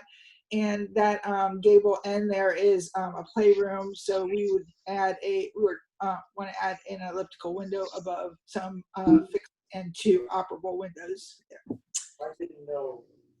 So going down, it's a pretty big model. Going down to the next page is the demolition plan for the first level, and going down to the next page is the demolition for the second level. Again, just to remind you about the project, right now it's the second story is just kind of has dormers, and so we will take off the whole second story and make it a true bedrooms, playroom, laundry room, and we'll show you that in the exterior elevations. The next page are the existing exterior elevations. Again, you can see the second floor with dormers, and right now there is a covered porch on the entry side, and that will be removed and added the entry that I just showed you on the inspiration photo. Moving down to the next sheet is our floor plan. It's pretty self-explanatory, and has not changed since the last time we were there. There will be an addition on the back left and the second story, and then there will be an addition at the entry. Continuing down to a 2.1, that is the proposed plan for the second floor, and that has not changed since the last time we were here too. The next one is a 2.2. On this, I'm showing you the trim for the windows. The windows we picked are Marvin, and they would be a wood exterior, wood interior. You said to study the windows, we would, I believe the last comment said that typically you would have casement. We would, or I mean, double hung. We would still like to do casement, but we have restudied the mullions. And I think with the trim, it still is a very nice look to this, in my opinion, is a very nice look to this house. Continuing on to the next page, the eaves and the rake and the trim detail are going to match what's existing there. And to the right on that page, there's the three details from the original house. The guardrail detail for the second floor is at the top, and that would be wood with intermediate column posts. Below that is a stone chimney cap, some column details, and I gave you the profile of the ellipse at the carport, which is in the upper left-hand corner. And below, on the bottom of that page are some columns and some details for the entry detail. So moving on then, on page A3.0, these are the overall look of the elevations without the inspiration photos at 1/4 inch, 3/16 inches scale. You can see that we've tried to take the ellipse and design as far as the upper window on the second floor, the entry, and the carport on both sides. The siding will be the same that it is now, and that's horizontal planks. And I think that is the end of my presentation. Again, we did not change the floor plan from last time. We have just built on the comments and the details that you asked us to present. So I will turn that over to Amy Blakemore, and she did the landscape design plan. So the majority of the landscape is to remain. We are proposing a parterre garden on the west side of the house, which is underplanted with all drought-tolerant plants. We've got wistringia and a couple types of lavender. The main trees on there are some Santa Rosa plums and some pomegranates to kind of hold down the parterres. And really at the front, there's just a small amount of planting for infill. We're matching the existing material, which is a couple different kinds of pittosporum, some iceberg roses, wistringia, and some teucrium, more of the ground cover type. So we'll just fill in where the covered porch is being removed with the same material that's there. I believe if you go down to the next sheet, Dave, there's a picture of the existing entry on the upper left there. So we're just going to repeat that existing material and continue it through so it looks as if it was all there together. We do have conceptual site lighting. I think our planner had asked for some lighting. We're proposing just a really simple, quiet fixture that'll go away and just in a few key spots for wayfinding and just safe travel. So a couple in the parterre garden and a couple at the entry. And that's about it. Thank you. So back to the board for questions. Sam? Yeah, no questions, Tip. Thank you, Sam. Don? Yes, are the window details matching the existing? All the windows are going to be either they're new windows in existing locations, or they're new windows altogether. They'll all be the same. And everything matches. Correct. Yes. Thank you. Thank you, Don. John? Mr. Chairman, for the designer, when it comes to columns, do you know what the term antithesis means? I don't. Okay, very good. Thank you. Thank you, John. Dave? I don't have any questions, Tip. Thanks. Thank you. Sharon, can we open public comment for item number 670 Hodges Lane? It looks like 2 people have come back on to talk. Hold on. Hi, Eva, are you here to speak to this project?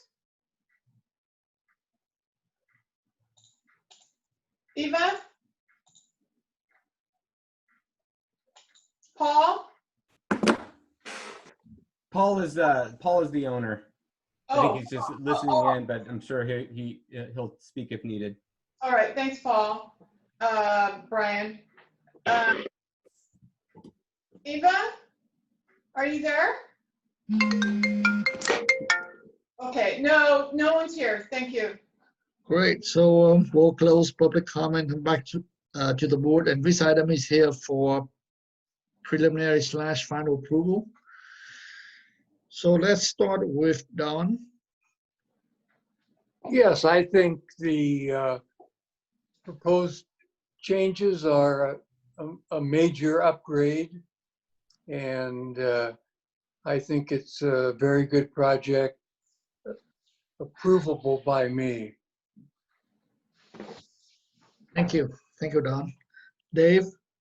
Yeah, I agree, and I appreciate the applicant providing the image photos and all the details. It's a very nice set of plans that is easy to read and understand what you're going to accomplish, and I think it looks good. Thanks. John? Mr. Chairman, the purpose of my question, well, let me first of all say antithesis is a tapering of the columns where they actually bulge a little bit, about 1/3 of the way up, plus or minus. And so that they slightly taper down at the bottom and then slightly taper up at the top. And what the Greeks found, they were the guys who figured this out, was that it's actually more pleasing to the eye to have that form of a column than a straight uniform diameter from base to capital. And I think that this, I noticed it in several places around the building. I personally think that this project would be take an extra little step up if you could do that. And it's really simple because chances are these are going to be bought items with some kind of wood post, maybe steel, but probably a wood post in the middle. And it's just picking one versus picking the other. And so that's number one. Number two, the chimney seemed a little out of place on this house. And so, I mean, if you'd like it, that's great, but it didn't seem exactly to be part of this house. Besides that, obviously, mass, bulk, and scale, size of the project, location on the site, landscaping, all of those good things I think are great. So I don't know how other board members feel about my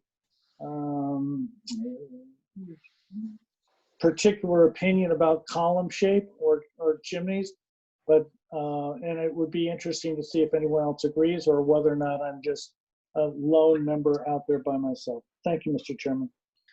Thank you, John. Sam?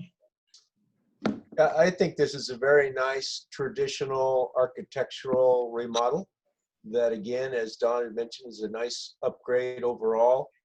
Some of the subtleties that John brings into it, I think, are architecturally something that could complement, but I leave that to the designer. I think the overall product, the overall images that you're going for, and the very traditional architectural vocabulary is nice, and I am ready to say that it's ready for final. Thank you, Sam. I do agree with Sam. And so, John, would you like to make a motion, or Sam, would you like to do it? Hey, Tip, can I say something real quick? Please. So I'm looking at this lighting on the sheet here, and I know it was mentioned that it's dark sky compliant, but there looks like 2 light fixtures and one that's the hanging pendant that appears to have the lamps right in the glass. So It's under a roof. Yeah, but it's hanging below the but the light is blocked by the roof above. Not according to the image. Look Or is to that the just left. an example? Look to the left of the light fixture. You'll see a porch, and it's inside the porch. Right there. That's correct, John. And Alex, maybe it was the other sconce type fixtures. Those are dark sky. They've got the LED up in the hood. It is a seated glass, but that's just for the aesthetic of it. The LED is tucked up? Yeah. Okay. Thank you, Alex. Okay, back to the motion. Sam, would you like to make a motion? Hang on, let me unmute. Yeah, I'd like to make a motion for preliminary and final approval for the project. All the details look in place. The landscaping complements the existing forms. Everything else that's been said brings this into alignment for final approval. So I'll make a motion for that to happen. I'll second. Any further discussion? All those in favor? Aye. Opposed? Motion carried. Thank you. Thank you all. Take care. Thanks, Brian. Thank you. We are on to number 7, 260 Oak Road. Is the applicant online? Don and Robert are here. Robert, are you online? I am here. Hi, Robert. I'm not sure if Sam Don is is or stepping not. down. He's in the car. Sam is Yeah, stepping Philip down. Sitting, landscape architect here. Oh, I thought I saw Don. He was on a while ago, but he had to leave, but he might be on by phone in his car. Okay, so this item is here for further conceptual Yes. of new single-family dwelling of approximately 4,463 square feet. Sam, are you stepping down to this one? Sam is stepping down. Thank you. So, Jeff, can I give you a little history of this? Robert? Yes. Yeah, let me reading the comment from the last time board meeting. Okay. It was heard in front of the board on January 9, 2020, and we had several comments. And the first one is nice improvement over prior design. Number 2, architecture is acceptable. Number 3, review adequacy of landscape screening on south property line. Number 4, return for preliminary, final to full board. And let me check here real quick. And I'm not sure why on the agenda it said that we are here for further conceptual. Can I explain that? Yeah, please. Okay, so this was presented to you by a different architect previously. Oh. Went through like 3 or 4 different hearings. And after the last hearing, the owner and the previous architect separated. And they called us to ask us to just go ahead and finish the plans and get us through the building permit process. So we reviewed the minutes. It looked like everything was hunky-dory with the UMBAR, and then made contact with the planner. So after talking with the planner, the previous design was not going to be approved by the zoning department. They felt that there was too many oak trees being cut down, and they wouldn't be in favor of the project. They would probably deny it as drawn. So after that, we started playing around with the adjusting the garage and the house and see if we can move it around on the site to save some more oak trees. And we did. There was 8 going to be taken out, and now there's going to be only 5 taken out. The planning department is much happier with the project. And how we did that is we slid the house closer to the street towards where the existing house was, where there is no oak trees, and but still kept a distance off the street so it didn't feel like it was too close to the street. And then we broke away that garage from the house. As you can see, in front of the garage is a nice oak grove that we wanted to keep. So we couldn't slide the garage with the house. So those two sort of, the garage stayed where it was, and we pulled the rest of the house towards the street. The architecture and the footprint and the size, the height has all pretty much stayed the same. We did make some alterations to the floor plan and the exterior elevations, enough to where we thought we should just come back and do another conceptual review just to bring you up to speed on where we are. And hopefully you'll be okay with the changes and we can move forward. Yeah. Everybody get that? Yes, thank you. So you'd like to go over the elevations? Yeah, so if you want to go, that's the main floor plan. If you go down a couple more sheets, one more. Okay, so that's the entry of the house. It's basically, so if you can zoom in so you get a better look at it, it's kind of blurry at this. So we got true divided light, double hung windows. The exterior, the main rectangle of the house will be brick with a white paint or white plaster. And on the left side, that's the garage, and will be done in a lap board shingle. And then this is one of the, so that's the side where the garage is. So you see the brick above, beyond, and then the three garage doors entrance. You can go to the next page. Okay, so that's the back of the house. We cleaned this up a little bit from the previous design with the colonnade with the windows and then the doors aligning from floor to floor. We have a recess porch off the master bedroom where you can see where the shadow is. A simple iron railing there.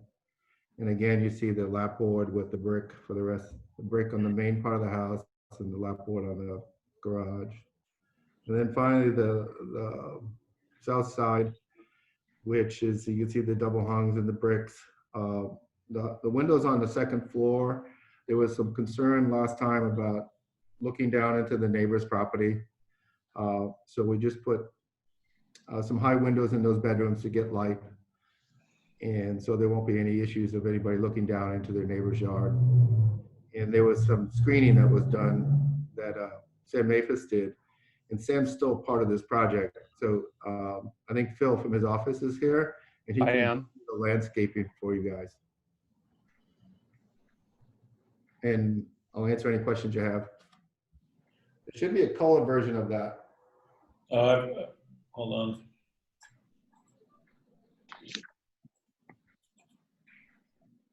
There you go. The main thing, this is Phil Suding, the main thing I wanted to talk about with regards to the landscape is the reduction in the oak tree removals. As Robert said, originally we had 8 trees that, oak trees that were proposed to be removed as a cause of development. In other words, where the footprint was going to go. We now have 5, and we are proposing to replace with 23. So that's more than a 3-to-1 ratio. And there's certainly enough space on the site to accommodate those 23 mitigation oaks. And if you see the simple circle with the lighter green, those are the 23. The squiggly circles with the darker green are the existing. The 3 that we managed to keep are number 9, which is down in the corner by the garage, left-hand corner of the garage, right further over, right there. And then if you go right to that, there's 12, number 12 and number 13, right between the pool and the house, that we're also saving. So those are the 3 that we're managing to save. Thank you. Are you finished with your presentation? Yeah, other than that, we are proposing to, as Robert said, we are proposing to put a hedge around the entirety of the project, and particularly there on the south side. But I think Robert also mentioned that the view issue from the upper story is pretty much mitigated by having upper hung windows or higher up windows so that nobody can, have that visibility into the south facing or the south property line neighbor. Thank you. Okay. So I'm going to bring back to the board for question. If I remember correctly, we did ask for story pools of this project previously, am I right? Correct. Yeah. Yes, I now remember the project. So let's start with some questions. John? Yes, Robert, are you aware that detached accessory buildings are to be included in the FAR calculation? Well, are you talking about the detached accessory structures allowance, going over the allowance? No, I'm just talking about in general, the FAR calculator has a spot for detached accessory dwelling unit. Okay. I don't see that filled out with a, and I'm wondering if you knew that that was a requirement. That's the question. I do know that's a requirement, but the ADU has already been approved and it's being submitted on a separate track. It was approved 2 years ago by zoning and it is under a separate permit. So I wasn't sure if you still made that into the calculations. Either Okay. way, even if we included it, we are still at the same square footage that you guys approved the last time. Very good. I just asked that one question. Thank you very much, Robert. So just to clarify for the benefit of the group, you would still, in that scenario, Robert, you'd still account for it in the square footage in the FAR calculator. I thought that the new rules that were passed in January, that these sort of ADU buildings were not going to be reviewed by any sort of The ADU is not reviewed by the BAR, but if you have an ADU on the site, the BAR has full discretion to use that as a reason to not support certain other non-ADU elements on the property. We will discuss that during comments, Robert. Okay, that's fine. Thank you. Dave? I don't have any questions. Thanks. Sam? Oh no, Sam's off. Don? Yes, I'm assuming that the double driveway with the two entrances is existing. That's not true. There's only one driveway that's existing. The driveway on the bottom of the page to the south would be new, the apron. But this was also part of the original package you saw last time. We haven't changed that. All right, thank you. Okay. Good on. All right, Sharon, we are going to open public comment for item number 7260 Oak Road. There are no comments. Thank you. Okay, and nobody online, so we'll close public comment and back to the board. John, you like to go? Yes, Mr. Chairman, thank you. I like this building. I liked it before. I think that it's been simplified. I think that we do need to maintain clarity in our actions, though. And the ADU and the FAR was discussed, not the ADU itself, but sort of the contributing portion of that towards the FAR was discussed, with a reasonable amount of time and effort in the previous approval.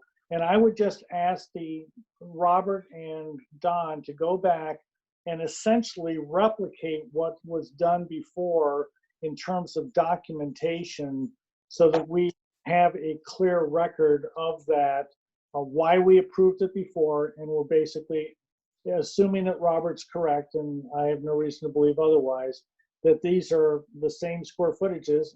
That issue, I think, walks off the table. But Robert, I think we do need that documentation, the neighborhood study and things like that, just so we have a complete record in the file. I like the architecture. I thank you for saving more oak trees, and I'm ready for a vote, assuming that we get that documentation. Thank you, John. Don?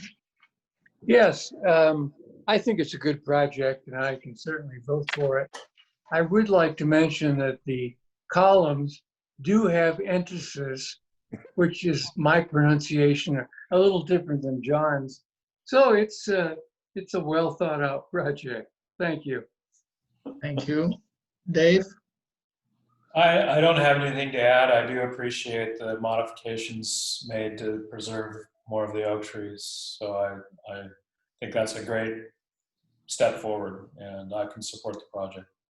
Thank you. So I agree with the comments, and this is on for further conceptual. So I would recommend that you come back next time for preliminary / final to the full board. Sounds good to me. Thank you.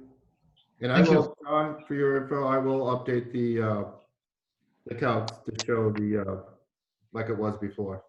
And the neighborhood study, that's really as much, please. Yes. And you have, that work is done. Yeah, I have it. I'll put it on the I'll put it on the cover sheet. Thank you Thank very you, much. Robert. Okay.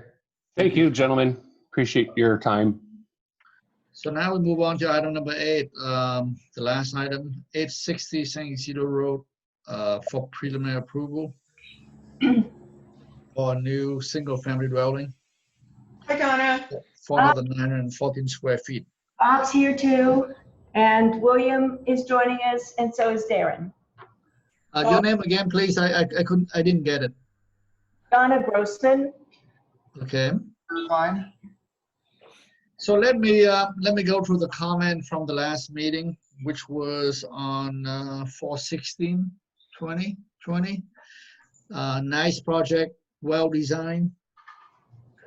Landscaping appears appropriate. Site planning is sensitive to the site. Study ways to balance grading on site if possible. Provide drainage. Plan and show how runoff is being directed to landscape areas. Study driveway entry to look for opportunity to reduce visual prominence of garage. So if you'd like to address those comments. Thank you. William Hefner will be joining us very shortly to address the comments. So are you going to make a presentation on behalf of William Hefner? I would like to just wait a minute for him. We just texted him and he said he's coming Well, on. can we go through the drawings? How about the landscape? Is there a landscape presentation or is that? Yeah, there's a landscape architect, Darren. Darren, are you on the call? Yes, I'm here. Can you hear me okay? Great. Yep. Should we start with that? Sure, yeah. Why don't we go to the sheet? Maybe we can go to the sheet because one of your comments was like, how is the stormwater going to get, directed on site? Maybe we could go to that exhibit that we provided. Do you know which page it is in the? Unfortunately, it's like with my Donna could probably tell you. The last 5 sheets. So Start with this one. Start with L1.1. Okay, you're gonna have to bear with me. Your PDF is pretty big, so it's slow, but I'll get there. Okay. Like this one. Darren, can you tell me your last name again? I should know it. It's Andre, A-N-D-R-E. Thank you. Is this the sheet? Yes, correct. That's right.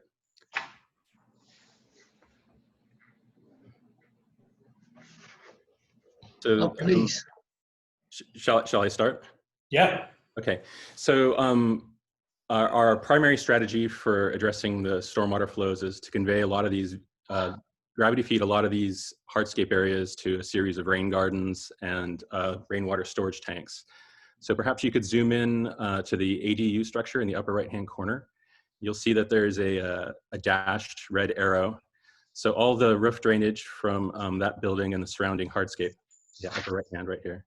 So all that will be conveyed via pipe under the driveway and continue into basically like a bioswale.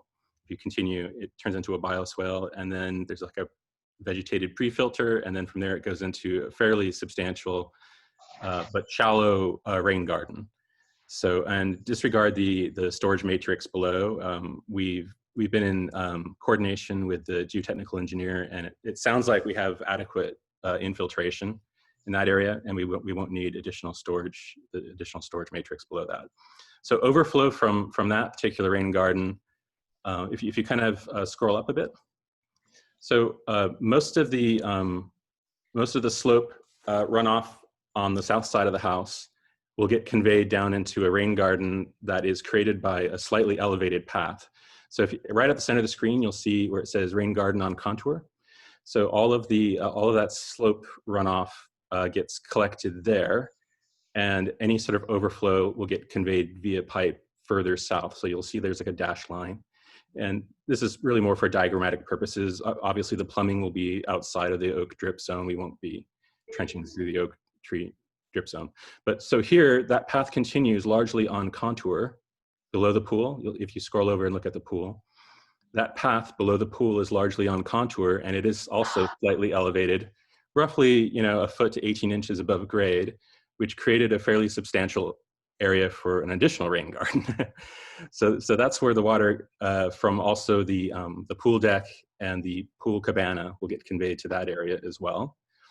And then from that point, if you scroll over to the left, you'll see where it says overflow to existing swale. Well, the new strategy now, this was sort of a moment in time. The new strategy is to convey that water to a series of gallery infiltration right where it says overflow to existing swale on the left. So if you kind of scroll up right there. So there's a large clearing, there's no trees there. And that is a couple feet below our lowest rain garden. So any overflow will go into that gallery infiltration. And then that water will then, if that overflows, which it shouldn't because it's sized for a very substantial storm event, but if it were to overflow, then it'll spill out of a level sill spillway and continue down slope the way it always had previously. One thing that I hadn't mentioned is that you'll see this big red sort of oval in the middle of the property. If you scroll up a bit, that right there, yeah. So all of the roof runoff from the roof and the paving on the back of the house, and all the downspouts on the roof will get conveyed via pipe to a rainwater storage tank, which will be located there. And we're likely going to rotate that 90 degrees. So again, we're not impacting the large oak tree on the property. It might have to shift to the west slightly. So that's basically the strategy for dealing with the water on site. We're just kind of trapping the water at different heights and getting it to infiltrate. And then, like I said, the very last, in a real substantial storm event, any overflow goes to this gallery infiltration area in that clearing south of the. Thank you. Anything on the landscaping? Things haven't changed markedly since the last time. We've just adjusted a few paths and stuff because the building did have some very minor changes, like to the garage, etc. So we just responded to those changes, but in concept, it's largely the same. There's an existing perimeter hedge around this property. I don't know if you're familiar with the property, but the previous developer had installed a podocarpus hedge around the entire property. So we believe this property is adequately screened for the most part. All of the planting that we're proposing, especially in the creek zone on the east side, is all going to be natives to the greater Santa Barbara area. The idea is to kind of make that feel like an untouched piece of land. We're not trying to impose some foreign character on it or anything like that. So it's your typical sort of oak tree understory over there. To the west, around the sport court, we have a few. There, in the borrowed view off to the west, there's some substantial Monterey cypress trees. So we're planting a few on our property to kind of blend in with that borrowed view. That's kind of around the sport court. There's some existing, we'll be relocating a couple oak trees to this area around the rain garden to the northwest. But aside from that, it's largely a native planting design. So I can get into specific plant species if you're interested, but I guess you tell me if you need more detail. Thank you. So can we go back to architecture? Yes. I don't know. William, are you online? I'm here. Can you hear me? Yes. Okay. Thank you. Yes, I'm here. Sorry, I had trouble getting back on. So, but thank you. Yeah, so we're bringing this to you again. We we presented it previously. Generally, the comments were favorable. We've now taken it the next step and started to develop materials and details and refine proportions and a few items. With the changes since you saw it last are that we've rotated the garage 90 degrees and sort of taken up less, reduced the amount of hardscape around that was necessary around the garage, and made it more, sort of reduce the amount of the complexity of the mass of the house at that point, which is visible in the upper left portion of the main building.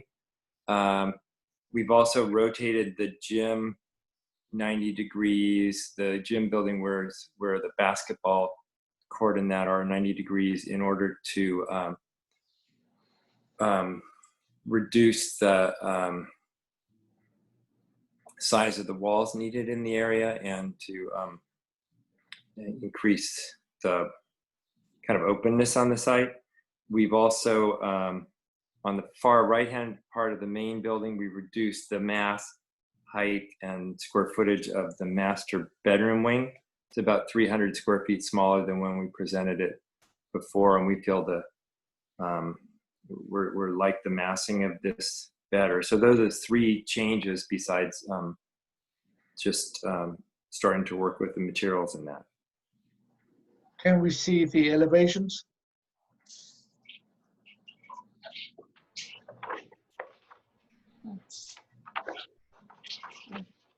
Sorry, Tip, the spa is a little slow. It takes a second. I'll take your time. Are these elevations or site sections here? Site sections, A 2.0, you go down to A 2.0. Well, I can't really see where. Keep going. There we go. There? Yes. So on the elevation, the top drawing, this is the house, the side of the north side of the house that faces the auto court.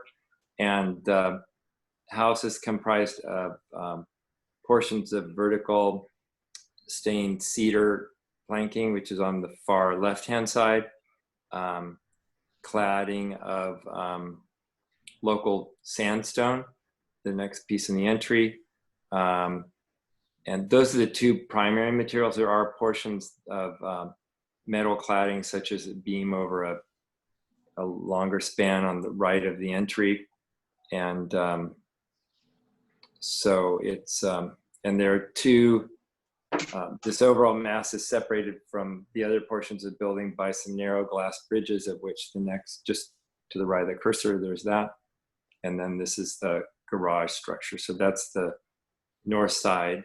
The south side is significant portion is glass, and open doors that open, sliders that open. So this is there's an office, the guest room and office are still on the left-hand side, and they're stepped lower than the rest of the house and fairly low ceilinged in order to get second floor office with a ocean view on that side. The main great room on the next section on the right, and the entry in the middle that connects to the master bedroom wing, which is on the far right. There's a screen porch that's built off the wing as well. The master bedroom wing is all wood cladding. It also shows a series of kind of loosely done steps with planting that transition from the main house level down to the pool.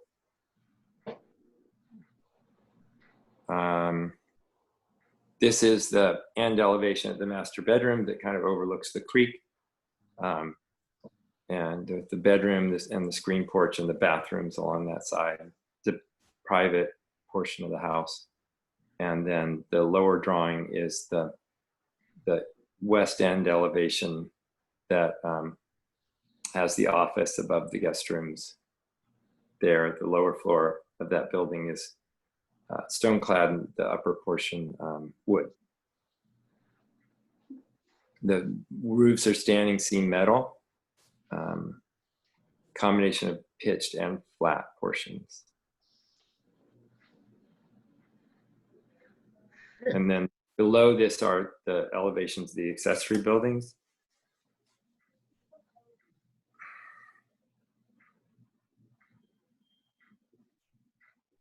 This is a pool pavilion that has pocketing sliders on both sides that so they can enjoy indoor outdoor use. It also has a bathroom for and kind of snack area for use by the pool. It's stone clad with standing seam metal roofs. And the next building down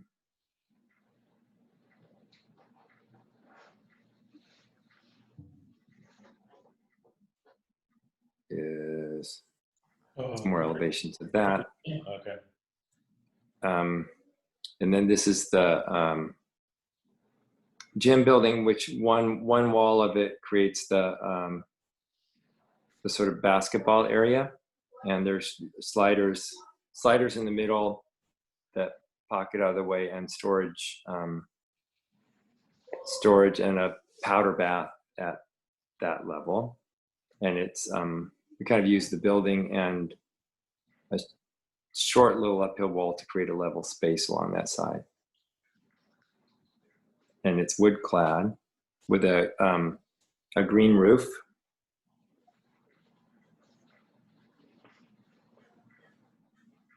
And maybe we go down to the next one, which would be the ADU. And this is a section. So where would the ADU be? Below this drawing, Donna, you think? William, we're not legally permitted to review the ADU. Okay. Yeah. We'll spare you the ADU then. And then I was going to say, we also on the house, the clients are pretty dedicated to have a fairly significant amount of solar panels. So on both some of the pitched and flat roofs, we've tried to locate as many solar panels as possible at the moment. So, There's also renderings that we've included at the end of the architectural drawings. should we go flip through a few of those? Those are on that sheet, right? Yeah.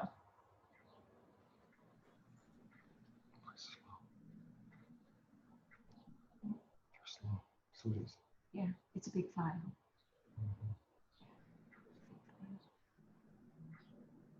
Okay, so these are some views that show as you come up the driveway and the view of the entry. This is all along the north side of the house. And then the next one down would be more along the back side of the house. So this is first upper left is looking from the upper terrace down at the pool area, and a view of the steps coming down to the pool. This far left is the master bedroom wing that's separated by this garden to the main wing, and these cantilevered covered porches that occur in a couple spots on the project.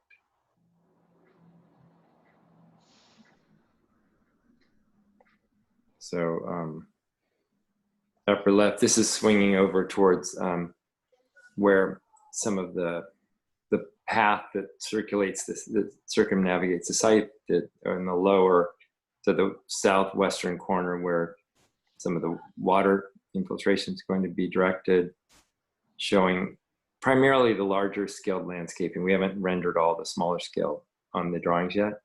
Then the upper right-hand corner is sort of looking through the pool house at the pool.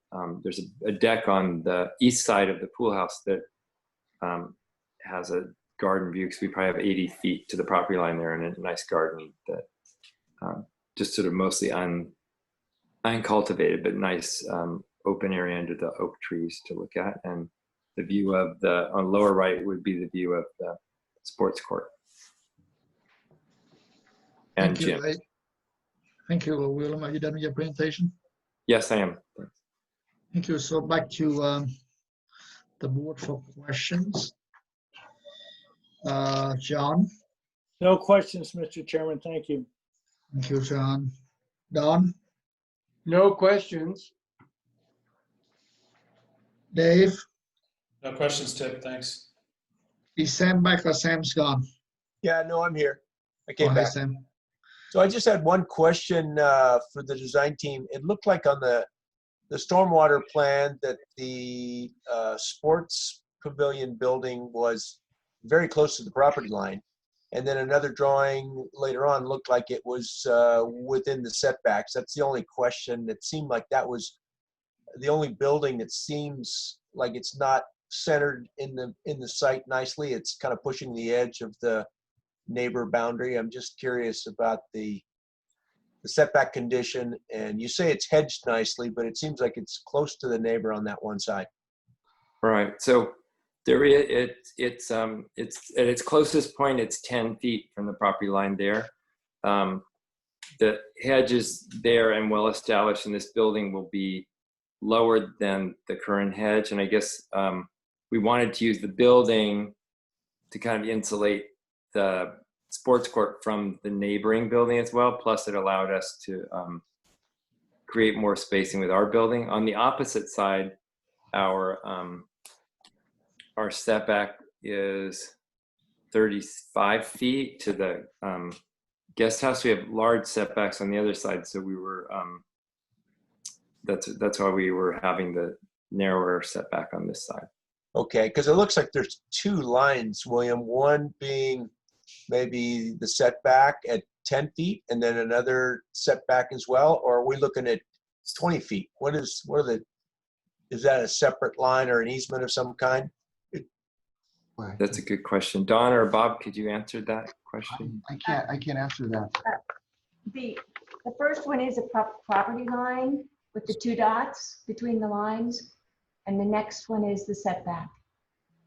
Okay, so it is 10 feet all the way around, except you do have some larger setbacks, as you mentioned, on the one Yes. side. But it's Yeah. within the setback, it's well hedged. It just looked like it was close in the one drawing. This looks like it's further away. The way Yeah. it's The drawn. actual topography here takes it beyond the property line, so you get a border around outside the property line. I see. That's what's deceiving. Okay, that's all the questions I have, Tip. Thank you. Okay. you're Thank you, welcome. Sam. Okay, so I'm to open public comments for item number 860 San Isidro Road. Sharon, do we have anyone? We do not. Okay, so I'm going to close public comments and back to the board for comments, and let's start with Sam. Okay, yeah, I liked this before. I think the added detail and integration of your stormwater, I'd like to compliment you on the overall kind of rainwater preservation and water recharge into the ground and into your well, and using rainwater in general. And the overall site plan, I think, is well thought out. The architecture is subtle and simple and clean. So I think this is going in a very nice direction. So I like what you presented. Thank you, Sam. Don? Yes, I agree. I have one question, and that is, Sam, I don't know, but I can't hear you. pardon? What happened, John? John? Sam? Did John say something about what Don was talking about? I heard him interrupt Don. Don, you like to continue? Yeah, I will continue. I'm assuming that there are no openings in the sports court building facing the neighbor's property. Actually, there are two narrow windows, ventilation windows on the west side. We could show you that, but they're small. And they're for a bathroom or what? They're for the main kind of workout room, thinking that, because we have sliding doors on one side, so it's just for cross ventilation or a window you could leave open because you wouldn't leave the doors open. So they're, I don't know, Don, a 1.5 feet wide or something, maybe? Yes, They're narrow. yeah, I think it's 18 inches. I'm concerned about noise from that sports area. Of course, going to the neighbors 10 feet, property line 10 feet away. Right. I think we could close those up and be fine. I think you would want mechanical ventilation anyway, seems to me. Correct. Correct, you would. So I think we'd be comfortable eliminating those. Thank you. Okay. So Don, that was your comment? That was a question. No, basically I in comments. Answered by a comment, but Thank you. I have to say. Thank you, Don. Dave? I think it's a very nicely designed project. It has, the way it's sited and everything has very minimal impact to the neighbors of the community. And I think Sam already covered most of the points I would have had. So I'm in support of the project. Thank you, Dave. John? John, are you back? John was back. Where is he? John, I guess. he fell off, but here he is. No?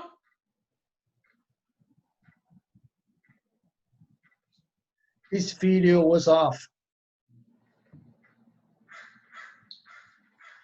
Did you mute him? No, I did not.